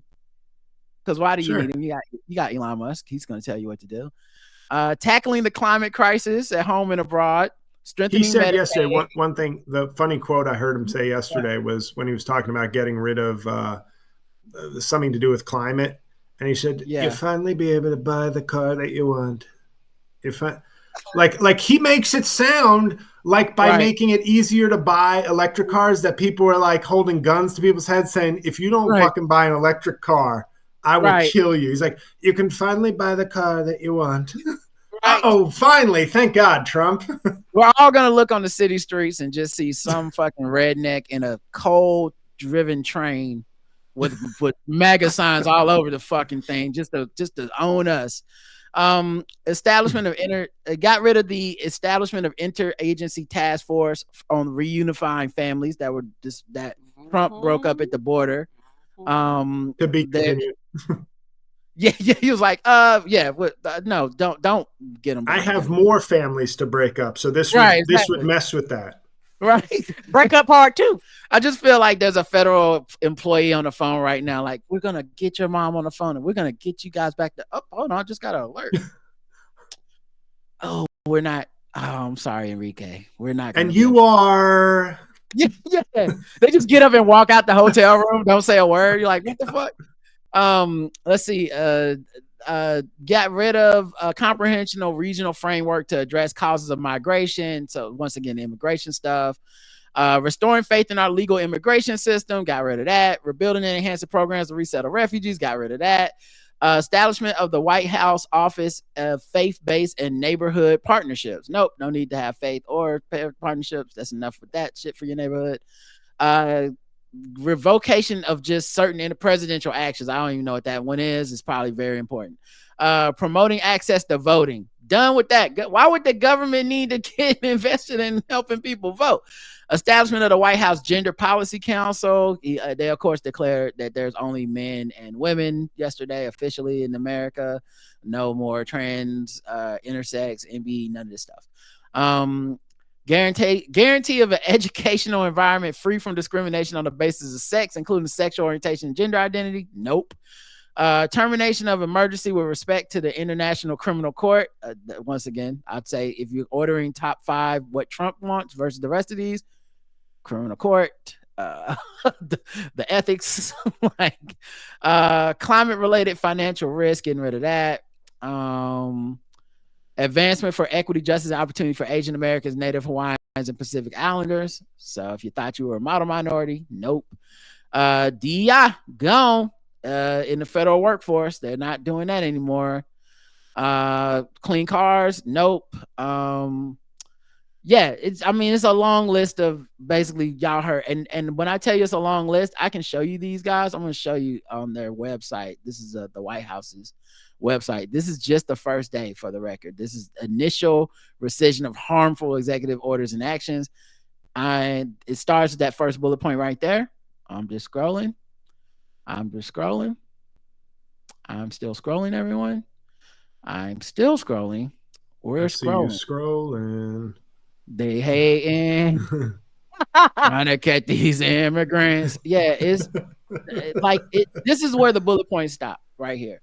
It like they're doing so much so fast. I think people won't be able to react to all of it. And I also don't think that your reaction would matter much anyway, because who cares if you're outraged on Twitter? That wasn't enough to change anything. He's already talked about Gaza being great land and they should do something with the land, and they've already repealed the ban on certain levels of explosive bombs that Biden had.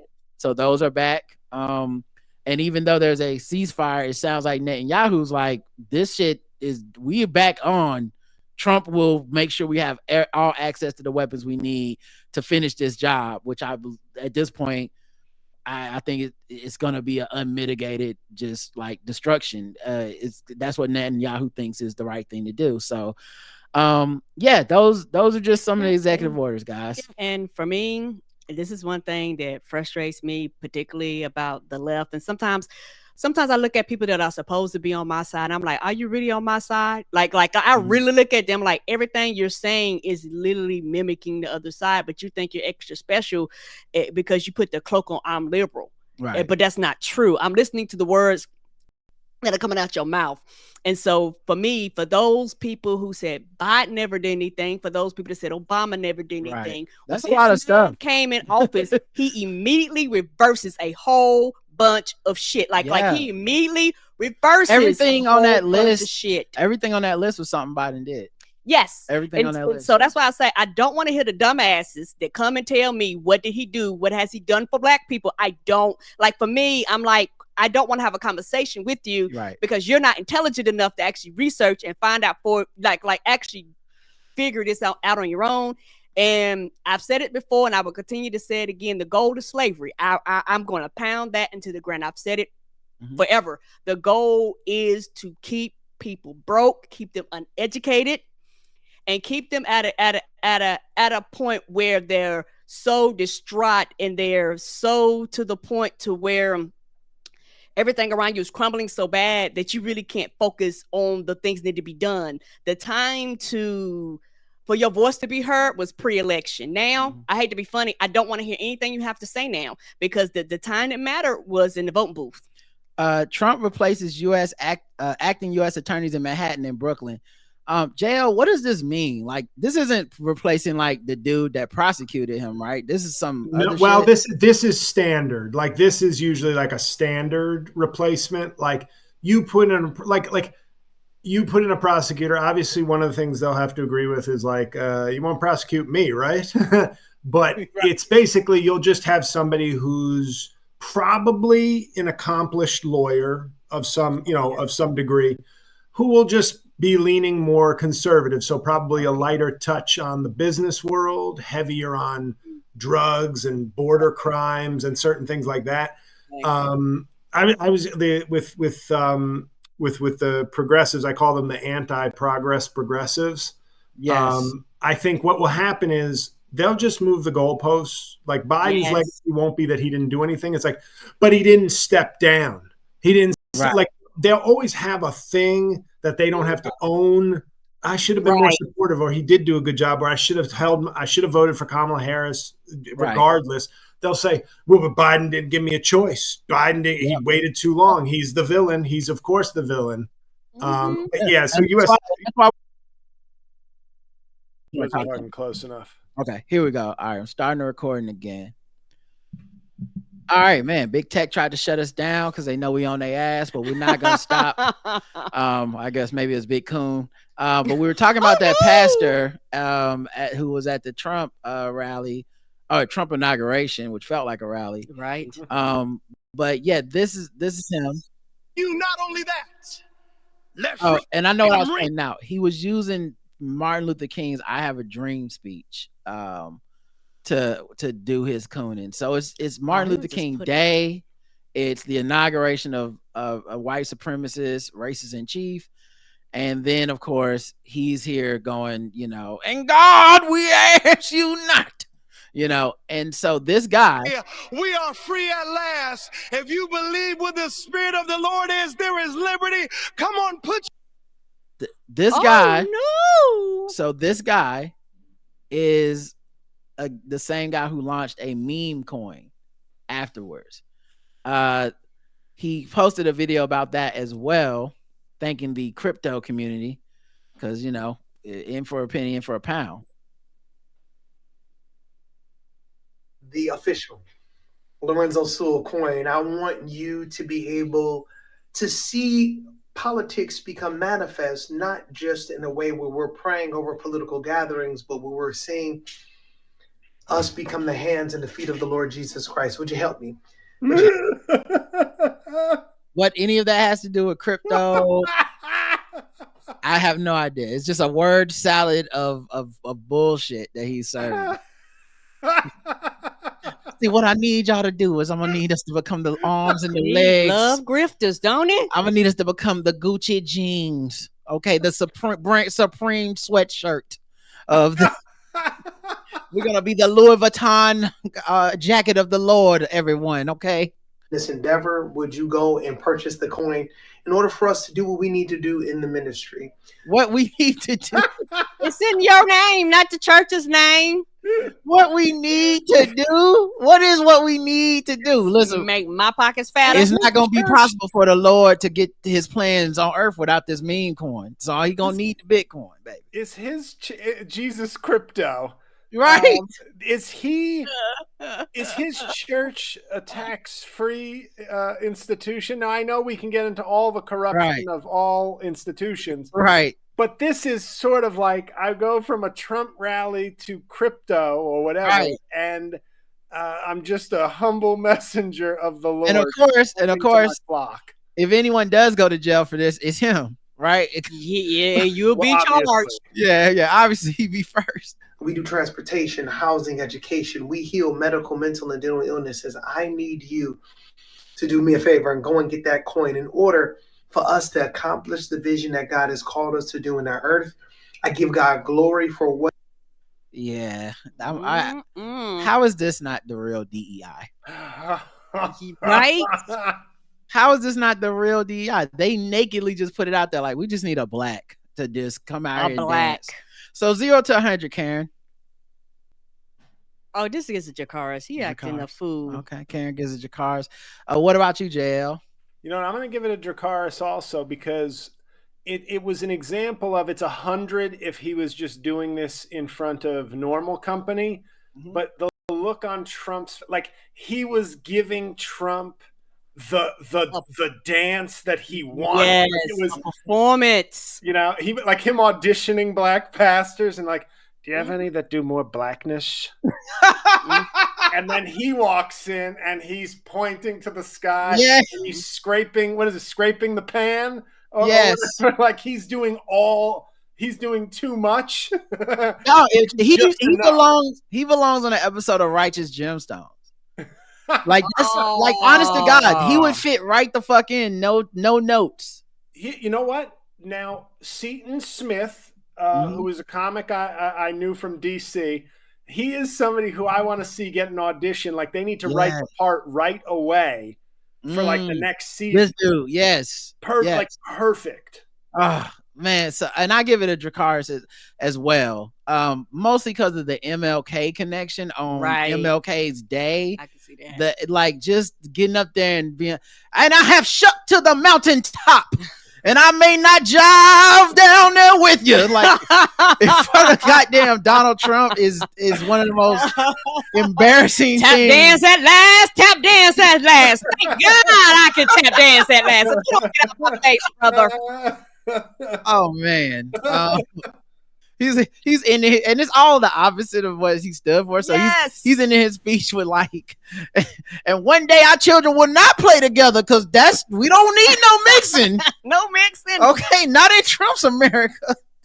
Oh man. But yes, Dracarys for him. Mm-hmm. Performers are performing, and some of those performers turned out to be Snoop Dogg, Rick Ross, Nelly, and Soulja Boy, who participated in some Donald Trump inauguration festivities at something I believe called the Crypto Ball.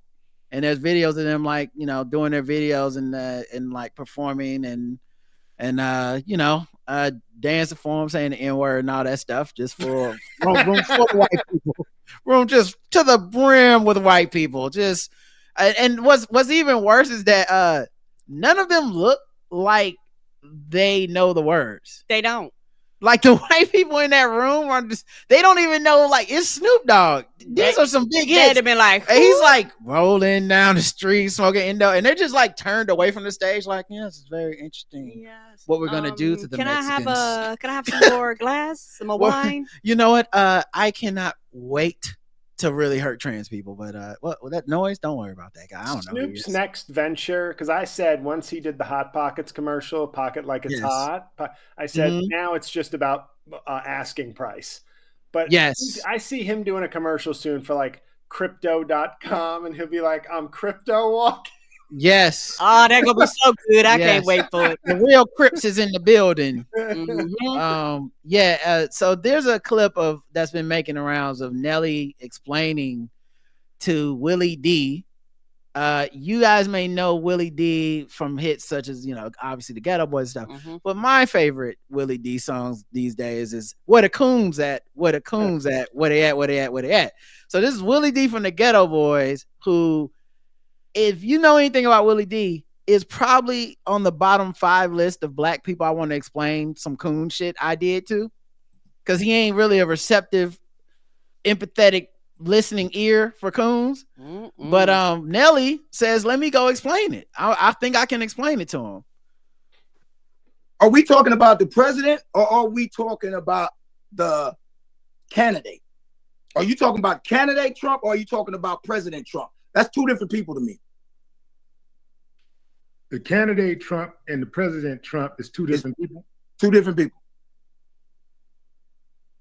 So you saying, I guess your point would be, because I don't think Obama would sit there and laugh and chuck it up when he know cameras are watching with a known racist.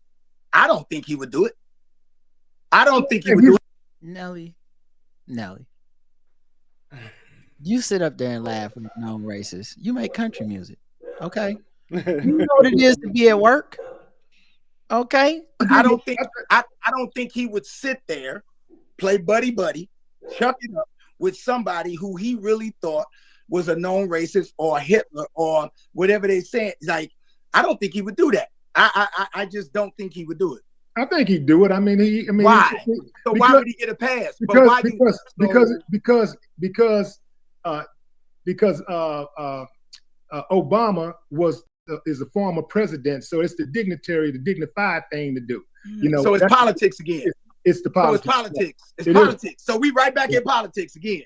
So politics. It's also politics is the reason why Michelle is not. So politics excuses politics.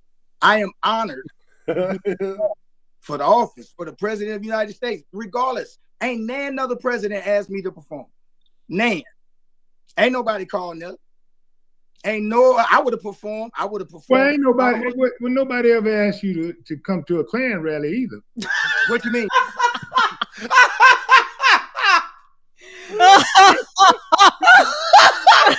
That's hilarious. Why would you try this with Willie D? He like the one you could have went on literally anyone else's podcast. And they would have at least politely let you be wrong. Willie D is like, no, nigga, he is Hitler. What are you talking about? Why would I go to a Klan rally? I don't live in a Klan country. Well, this is a Klan country. No, this ain't no Klan. No, this is a Klan country, man. Where is it? It's a Klan country. Where it is? It's a Klan country because when you think about the Black Panthers and you think about the Ku Klux Klan is still riding. Okay, all right. Oh, wait a minute. What is the Klan? So you saying the Klan? So the Klan.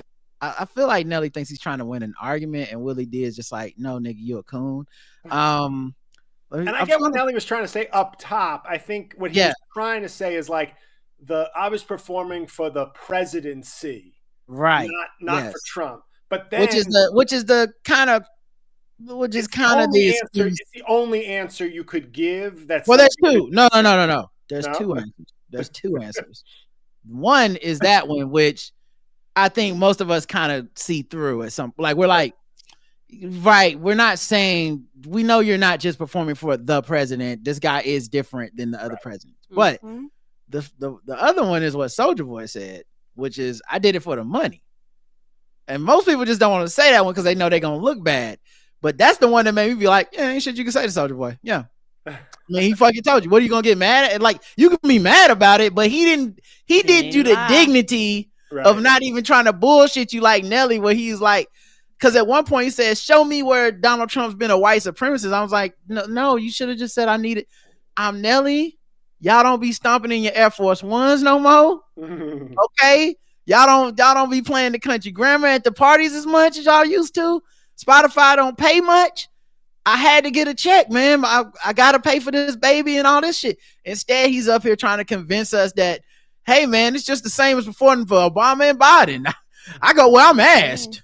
But yeah, he got to a point where he also tried to compare himself to the military. But I am honored to be performing for the office, for the president of the United States. Regardless, ain't another president asked me to perform. Nan. Oh, damn. That's just the same clip. All right. Fuck it. But he says the military, no matter who they vote for, they still honor who's the president and they still do their jobs. So who is Nelly? He said it in third person. Who is Nelly to say no or something like that? And it's like, you're not an elected official. And you're not in the military. You didn't take an oath. You're just, you wanted a check, or you just didn't care where the check came from. And you just should own that. Soulja Boy he straight up just said, hey man, I want money. He said they paid me a bag. Obama ain't never put no money in my fucking pockets, nigga. Kamala ain't never put no money in my fucking pockets, nigga. Trump put money in my pockets, nigga. That's what he said. And honestly, I respect that. 10 out of 10, buddy. I respect that. I can't. I mean, you basically just said, listen, I was shucking, I was jiving, but I got paid for it. What's the problem? And y'all doing it for free. We just think about things a little differently, and that well done. And then the excoriation. So that's one part of fucking with black people. The second part isn't even really just them. Is black people obviously got rightfully, I think, upset with those performers and said, I don't like that they did that. I don't support them or whatever. And then my favorite part happened. The backlash to the backlash. And who's the best at the backlash to the backlash is Stephen A. Smith. Oh, I didn't see this coming off the top rope. What you got to say, Stephen? He's going to scold us. I won't play the whole thing because it's 3 minutes, 30 seconds, but he's mad at the black community, not snooping though. What if this person, because they broke and they think he's going to put more money in their pocket? What if this person voted for him because they're in a crime-ridden neighborhood and they feel leftists aren't having the streets patrolled well enough? Leftists. Leftists 911, but they live in an environment that people were supporting defunding the police. And as a result of that, you either have a paucity of police officers or you have police officers that ain't that interested in protecting and serving because they don't want to get vilified. What if the job market mattered? The best job market of our lifetime, possibly. Anyway, yeah. There's a whole bunch of reasons why people vote the way that they vote. To sit up there and just blanketly state that you don't respect anybody that showed up to an inauguration, Soulja Boy ain't got no right to go make some money. They're different. Everybody quick to say, man, if it were me, it's a different way to make the money. You sure about that? Sure about that? Yes. Yes. Yes, I am sure about that. I'm always sure there's another way to make money than Coonin. If I can interrupt Stephen A. Go ahead. Two things. People have said, I remember somebody said to me, what if like the Saudis wanted to give you $1 million to perform stand-up and you say like you wouldn't take the money? I go, if the Saudis want to pay me $1 million, somebody here who doesn't murder people would offer me $200,000. Like, they don't discover me in the streets and say, how'd you like $1 million? Right. And to me, that's the whole thing. It's like, yeah, if the people performing for Trump were homeless, I'm not judging them.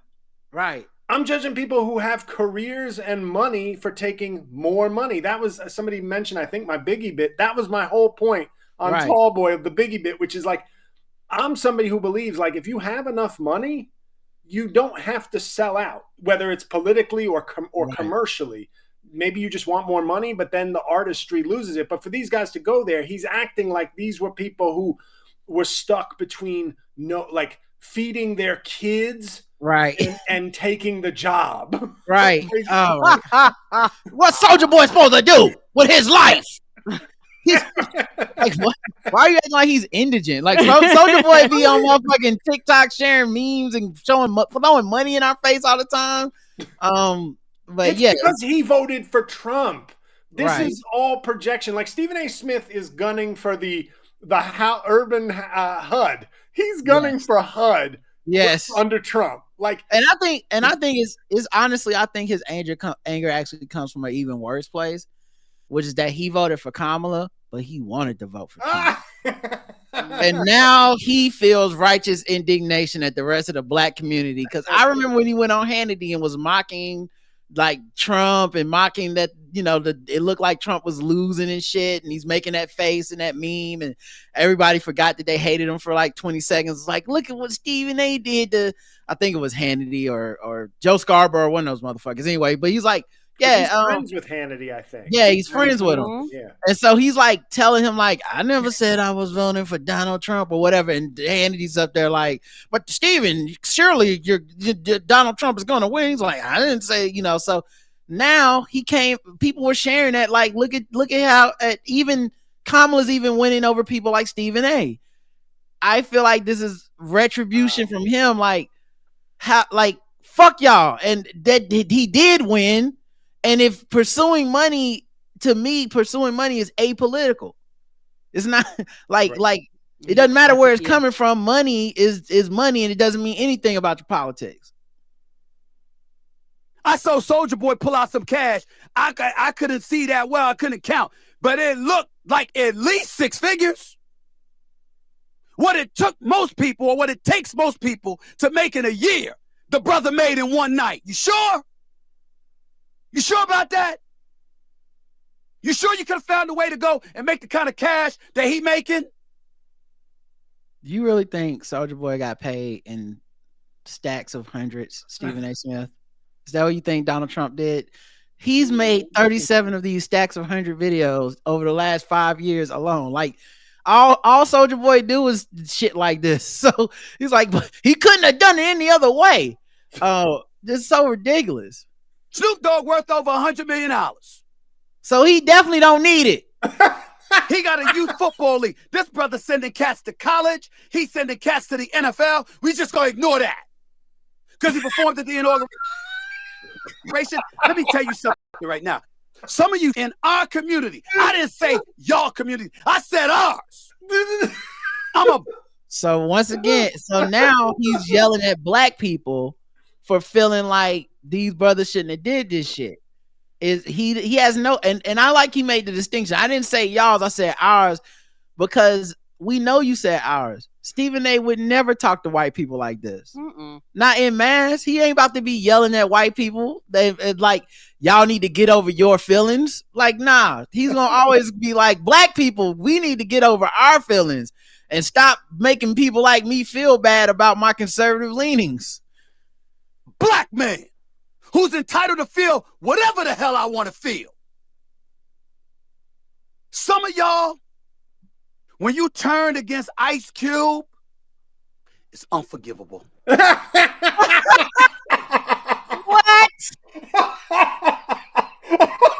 Where's Ice Cube right now? Did he say anything about them striking down all those executive orders that was for equity? What a platinum plan? Yeah, where's Ice Cube right now? What's it? Unforgivable. Unforgivable. Get the fuck out of here. It's unforgivable. Ice Cube, NWA, Ice Cube, Dre, Eazy-E, all of them. I wish he would have went ahead and said them boys. He's talking about Ice Cube. He's talking about NWA like they're the founding fathers of the country. Yes, like they're important rap acts, but it's like but he's also, why you can't. He's also saying Cube? He's also saying that like NWA's entire thing was like being Public Enemy. Like NWA made "Fuck the Police," which is just a very vulgar anthem. But okay, let's give them that. But then they got 37 other songs on the track that's like, and then suck the bitch on the face and punch her in the ass. I'm like, yes, I can see a reason to turn on him. You're talking about Snoop Dogg. He's done a bunch of charity. That's right. He's also done a whole bunch of misogyny and shit too. Like, he's not perfect. Nobody has to be a fan of these guys. We don't owe these guys anything for being good at making music and shit like that. And what is the point of you do some charity? Bill Cosby, when you turned on Bill Cosby, that was unforgivable. Unforgivable. This man was making hoagie sandwiches in his room, and I'm not talking about y'all community. I'm talking about our community. I also I'm a black man. I'm entitled to feel how I feel. And all the black men who thought that Snoop was selling out, not entitled to feel how they feel, right? You just only Stephen A matters. And then Snoop came aboard, not NWA, but Snoop came aboard. Warren G and the whole crew. They took the rap game to another level. You know what I mean? Black people made money off of hip hop. You know what I mean? Black people have been employed because of hip hop. It transformed this world. What is that? Is everything perfect about them? Hell no. Okay. It's the way some. Okay, I'm about to say that these things don't go together. I sent this to the homies, Justin and Dom, on the group chat, and Justin said, "Oh man, he just mad because his wife made him vote for Kamala Harris." I was like, "You think Stephen A?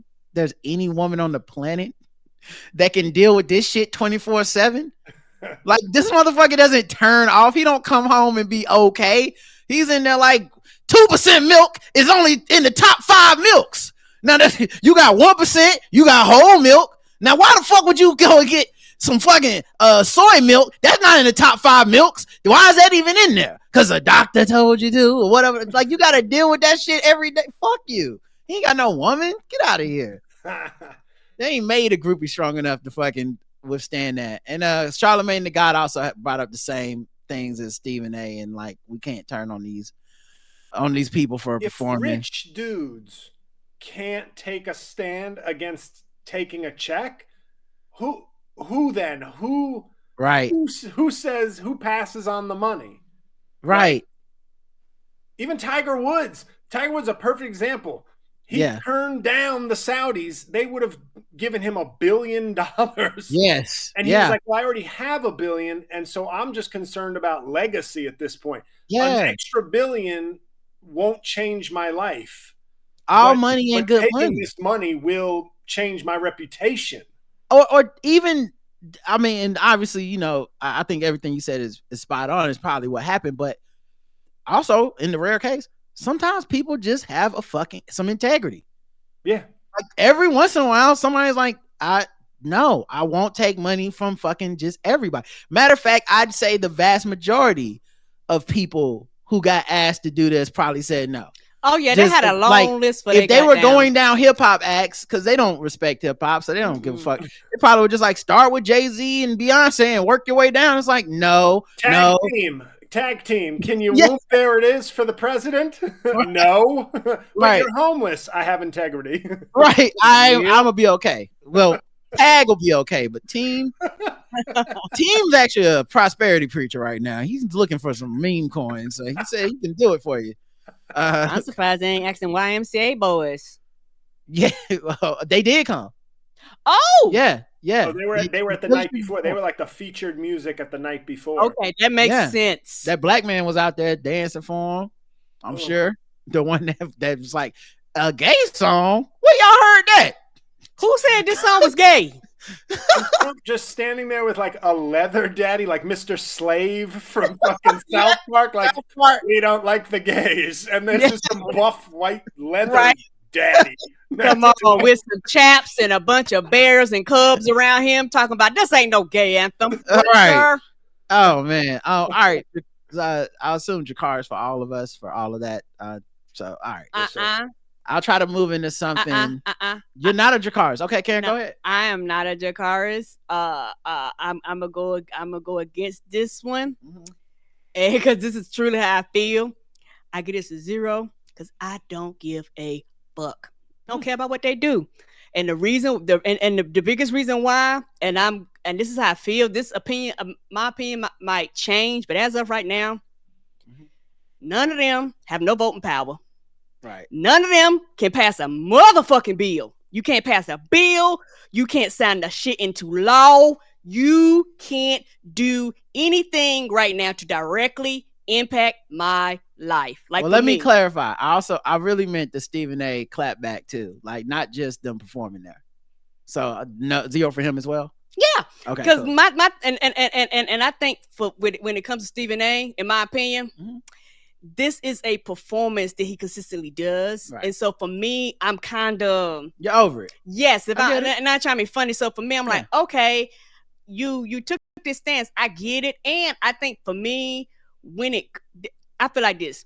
there are a lot of things to be angry about. So for me, I'm like, this right here doesn't raise to that level. I kind of agree with you. I think that's a very compelling thing because I'm not fucked with it on the actual level of like I'm not really mad at any everything we just saw is things. Damn, she's making you reveal the secret recipe, Rod. Yeah, that's a great point. I really don't give a fuck about any of these people. To be honest, there were people, especially when I go on Karen Hunter's show. She got some pretty like righteous militant listeners too, and so every once in a while, I go on there and I'm like expressing an opinion, and we're talking about Snoop or something. I was like, yeah, I don't hold them to the same standard as like Obama. I actually think Obama laughing with Trump is him being at work. He was on the clock. But I think what Snoop and them did is worse. Like you flew out to go dance for these motherfuckers. But if we're being honest, we knew this was happening. Did y'all expect a monolithic black response? So yeah, I totally relate to what you're saying. But I feel like my Dracarys is really more of a like, this is top tier Coonin is what I'm really saying. From the pastor agree. To Soulja Boy to Nelly and whatever the fuck he thought he was saying to Willie D to Stephen A ranting to Charlamagne the God. This is like some hot fire ass like tap dancing that these dudes are doing. Yes, it's so it's one of those things where it could go both ways. I give it a 0, then I could turn around and I could. For what you're saying, I could give it a Dracarys. Yeah. Oh no, you explain yourself perfectly well. I was only just saying like, what like you made me rethink about my Dracarys, and it's like, oh no, I see what it is. I'm not actually mad. I'm more like, God damn, you got it in the refrigerator and ate the wheel of cheese. How the fuck did you? I'm not mad. I'm impressed. How'd you do it? How'd you put it out? I would give the performers 100. Right. Okay. Yeah. Stephen A. Smith, because I feel like he needs to be Dracarys incessantly because I think he's one of these guys. He's gonna start to move. I think he's looking to he's probably not. He's one of those sports guys who is not satisfied with the impact. Like he wants to be. I think get a $20 million deal from Fox or become a political. Like I think he really wants. Lane. He's talked about political aspirations before too. Yeah. So I want to like Dracarys him in the infancy stage or in the youth stage. That's a great explanation as well. I'm gonna move into guess the race so we can play a couple games before JL leaves. Before we wrap this up. No problem. JL, do you have time for guess the race? I forgot. I have time. Yeah. Okay. All right. We're gonna do some quick guess the race and then sword ratchetness and then we'll wrap this thing up. But I think people enjoyed that spirited discussion of our intricate scoring. We all came up to 3 different, very agreeable, different scores.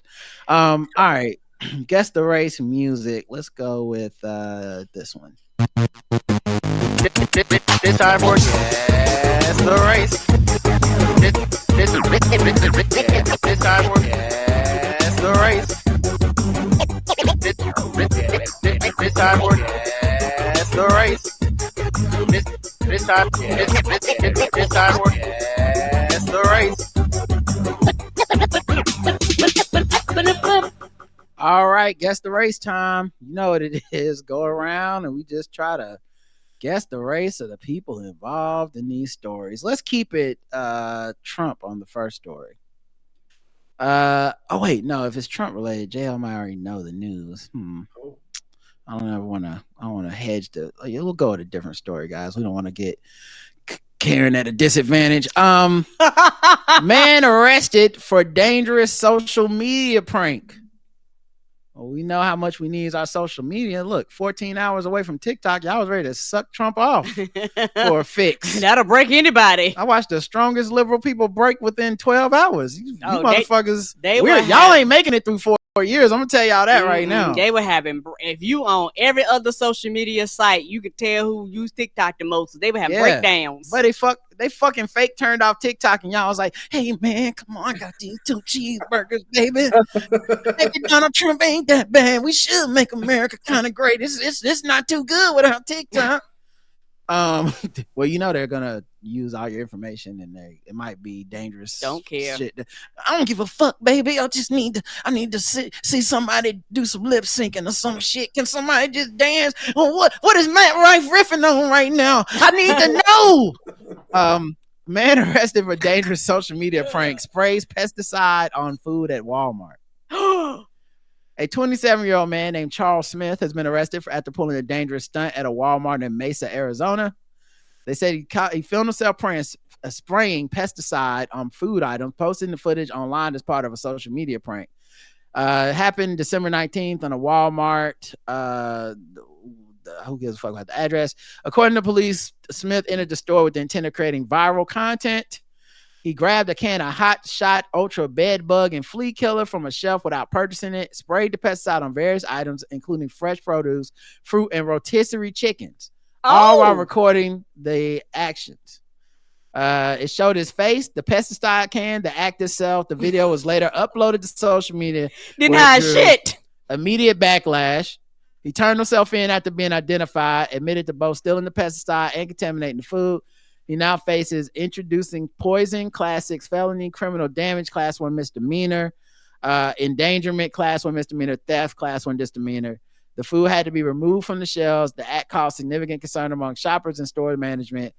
They're urging people to think about the real world consequences of their blah, blah, blah. All right, Karen. That's the race of Mr. Charles Smith.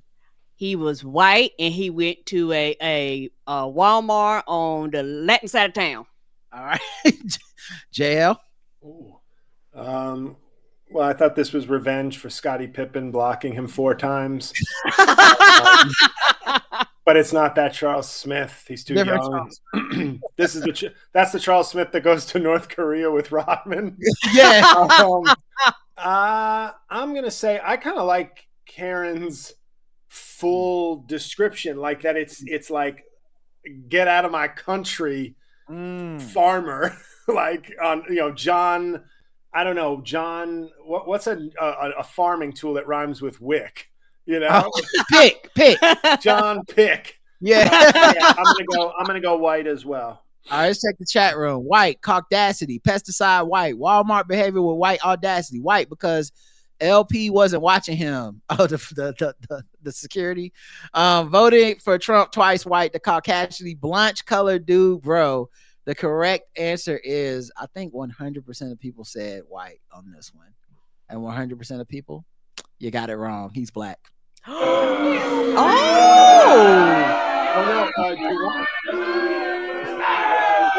no.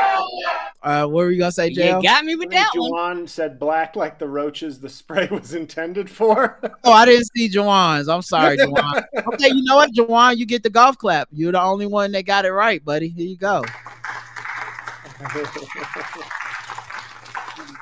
And the reason why I was like, not only did he did the produce, he did the chicken. So in my mind, I was like, oh, you want to be sure they die. Yeah, but he probably did the chicken because he knows. He knows how delicious it is to him. And a basic ass name too. It's like it's my favorite. So all right, let's see. We'll do another one. How about we'll do this one. Prayer warrior arrested for bizarre battery. What kind of prayer warrior? Incensed that the relatives were paying. Oh, I'm sorry. Incensed that relatives were praying to Jesus in her house. A Florida woman who told cops she prays using the Quran and does not believe in Jesus allegedly battered one of her visitors, an attack that landed her behind bars. Ironically, just like Jesus. According to arrest affidavit, the verbal praying dispute between Sherry Chegini, 58, her brother Peter Chegini, 63, who's a contractor, it turned violent yesterday morning. Peter told investigators he was praying with his wife, Nahid, using their cross when Chegini got mad at him. Chegini, cops allege, first picked up Peter's phone and threw it on the ground, destroying it. She then went to attack Peter. He put up his arms to defend himself, but Sherry bit his right forearm. She then threw his stuff out of the residence and broke his cross. At one point, Peter told police Chagini scratched her own neck and told him, "You're going to jail now." You're going to jail. Oh, I wanted you to play that line. I thought about playing it. I like all our jail clips. If being real with you, you going to jail? That one, jail, honey. That's a good one. But they're all fire clips. I just didn't have them all out. Oh, and then of course this is my favorite one. They better keep his ass in jail because he come back out here. This gonna be a horror movie nightmare for his ass. He don't want to come back around here playing with me. Hilarious. That is a first team Hall of Famer for me. Yeah, I like that. Yeah. And I was right. Yeah, I was right about all of it. Yes. That extra yes get me every time. Yeah. And of course, your girl, stop it right now. Yes. But yeah, so she threw her shit out. She faked cutting her own neck. Oh no. Peter had a bite mark on his right arm, which is visible and was bleeding. Peter told deputies that he and his wife were at the home to visit his mother, who was there in hospice care. So they were praying for their dying mom, and the sisters acted a fool. Wrong God, bitch. Oh no! You would think at that point it's I don't know, try yours. My shit ain't working. Mama dying. Mama in hospice care. Right. Good grief. So then during police questioning, Chagini claimed she bit Peter in self-defense after he scratched her neck. However, deputy reported examining her fingernails and found traces of skin under her nails, consistent with scratching her own neck. She was charged with 2 misdemeanors, battery and resisting arrest. The later count resulted from her struggling with the officers when she's like, "You also hit me in the face." The judge released her yesterday from the jail on her own recognizance. Guess the race of Miss what is her full name? Sherry Chagini. That last name. You need it's Chegini. Chagini.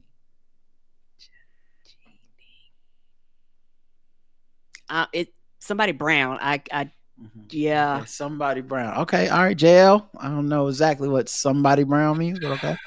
I was thinking like an East Asian, whether it be India, Pakistan, sort of. I couldn't really name the But I think I'm gonna take a risk and say black. All right, let's check the chat room. Red dot engine. Wow. Indian, brown, sound white, blackish, Southeast Asian, cut herself but called the cops on him, fought the cops, then got to go out on her own, white. Well, she did go to jail technically, but I hear you, girl. They let her out on her own reconnaissance. She's somebody's Italian. Osama Lama light your ass up Indian. Wow. Yoga Flame, Trace on that. Crazy like D from It's Always Sunny in Philadelphia, white. I think Italian white, got kicked out of Doge in Indian. So I'm gonna say Karen, you're right. It was somebody brown. She's Middle Eastern. Okay. So I think jail's wrong, and everybody that said white is wrong. I'll show you a picture in a second after I play Karen's applause.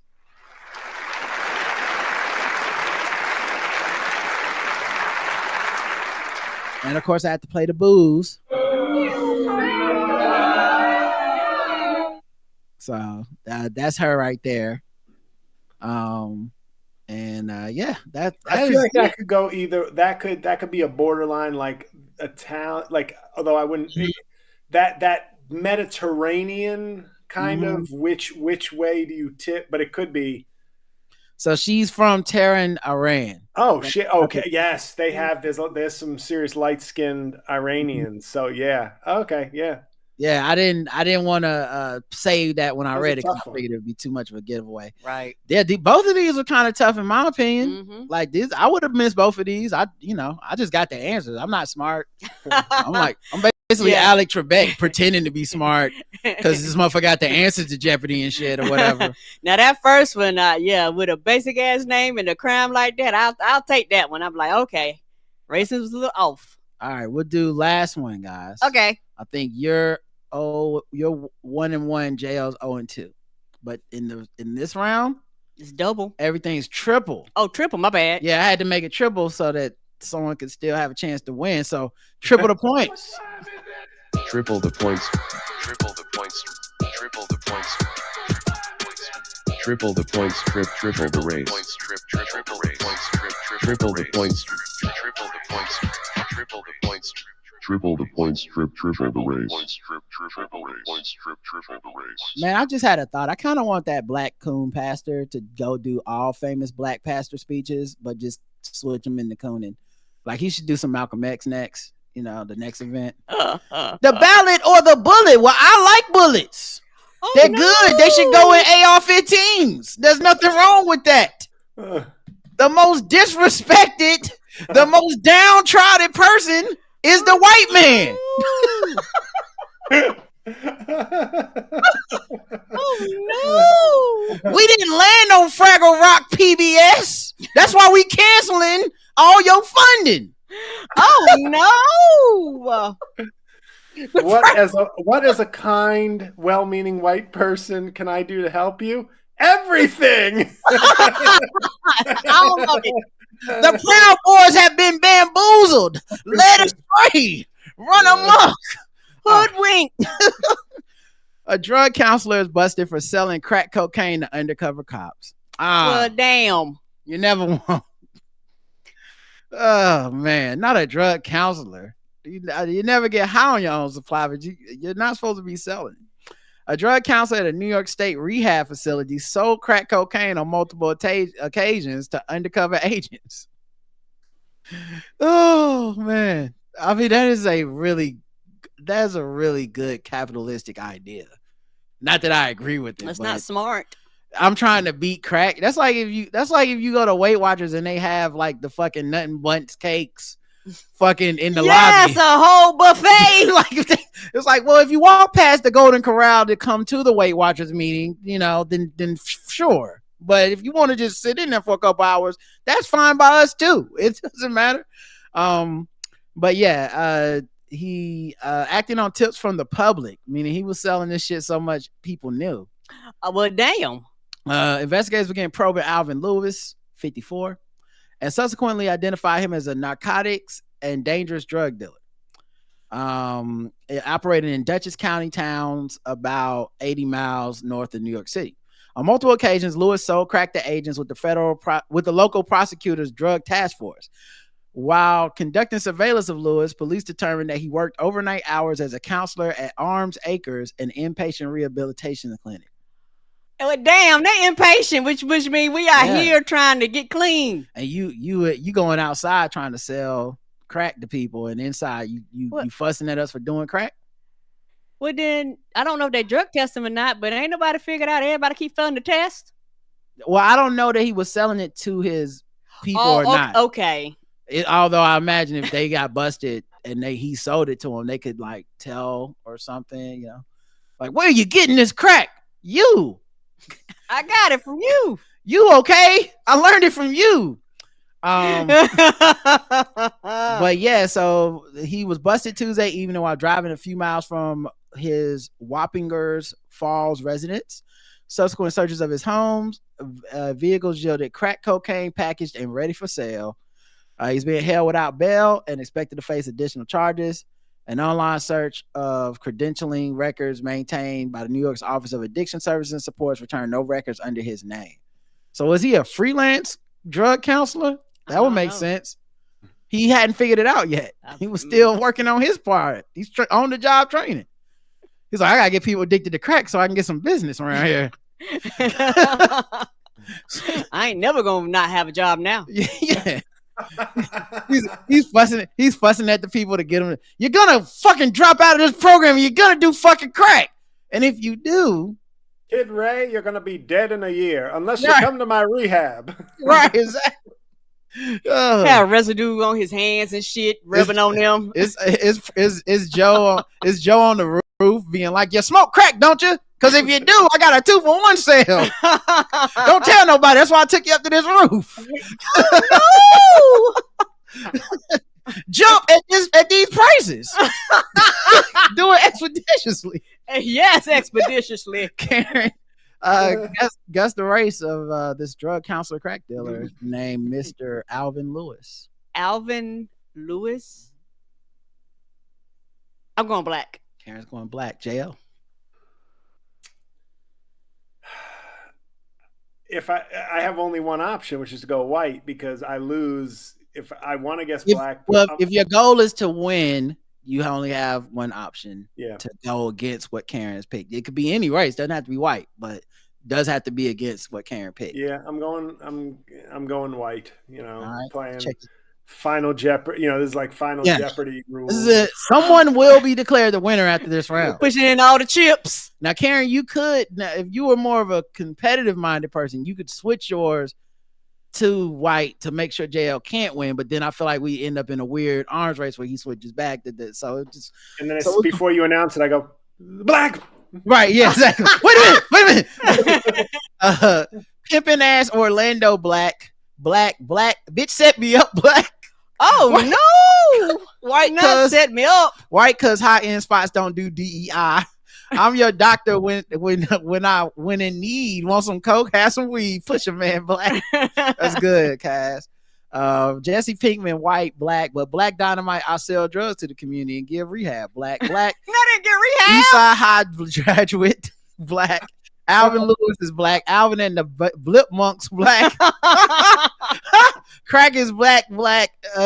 Trump's favorite N-word. Oh, no. The correct answer is black, Karen. You won. Woo-hoo.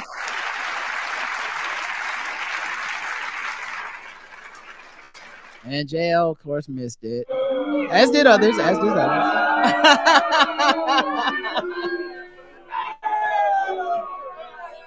The JL jinx strikes during Guess the Race. From Buster.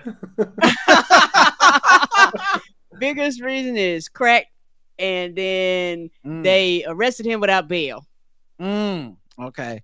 Yeah. I think that would tip me off. It's kind of interesting too that they did like this extensive, we need to get him to do multiple buys type of thing. Like they didn't just get a warrant, you got crack in your house or whatever. They were like, no, keep letting them sell to the undercover. This is fun. All right, let's go to the final thing, of course, is sword ratchetness, and then we're gonna wrap this up. No show. Oh wait, we might do a show tomorrow. It depends on the time. Mm-hmm.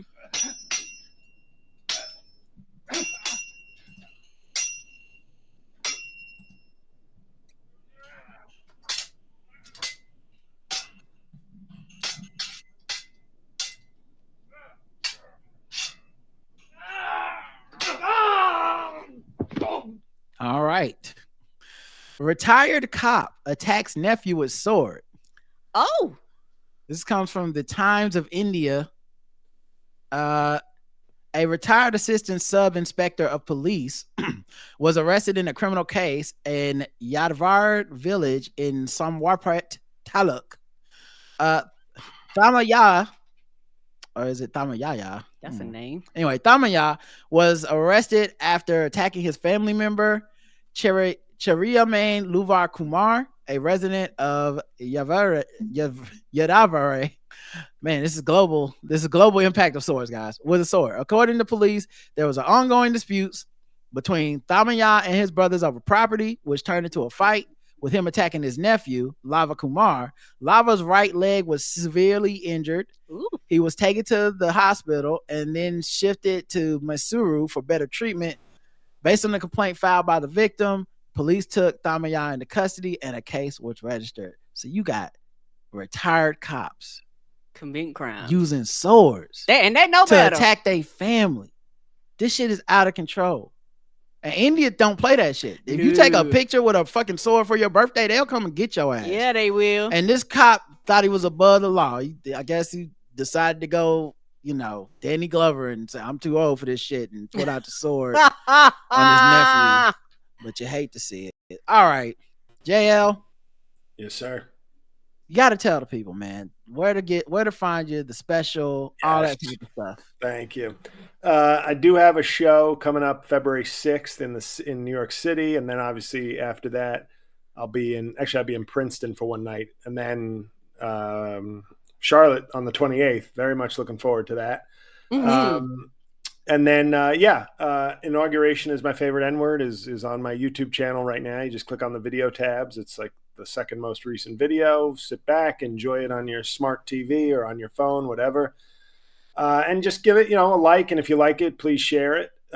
with a friend. And beyond that, everything else is on my website, jlcomedy.com, social media, blog, links to my specials and albums, etc. So any and all, but I don't have to tell you, your fans are, I joked with Laura tonight before coming on the show. I said, if you take my fans, half of my support comes from my 200,000 social media followers. And then 35% comes from your following. And the remainder is from Pete Dominic's following. And I'm like, that's all well and good, except I have a tremendous amount of dead weight that I am bringing along where I'm like, if 10% of my so-called fans dug in, even the free stuff, podcasts, just the free stuff, podcasts, YouTube videos, I'd be good. Right. So it's a very strange world we're in. And check out Rain on Your Parade. I won't be killing it, I don't think, permanently, but the last official episode with Mike as my producer is this Thursday. Okay. So we've been on a nice streak, I think, for the last couple of months with some really good episodes. So those are on YouTube and wherever you listen to podcasts. So let me sing the praises of Rain on Your Parade real quick too, because one of my favorite podcasts, and I love that formula that y'all created with you and Mike. And anytime I see the clips online, I'll make sure to share them and whatnot as well. But if you're listening and you're like, oh wait, he might be changing or taking a break or wrapping up that show, a lot of the content is kind of forever content. Some of it is topical and that it's okay, this is about what was happening in the election this day, but you can tell in the title when it is. And a lot of stuff is just Taylor Swift, soccer or whatever, so baseball, hockey. So if you guys want to listen to, and they're all good to me, they're all funny. So make sure you guys go check those out. Yes, please. And then for us, like I said, may or may not do a show tomorrow. Really depends on the schedule. But definitely Thursday we're doing Ballsy Sports with Justin. And yeah, that's and then Saturday we'll see you guys for feedback for sure. Thanks for listening, JL. Thanks for being here. Thank you, JL. Thank you very much. Thanks everybody. We'll be back throughout the week. Until next time, I love you. I love you too. Mwah. Bye everybody.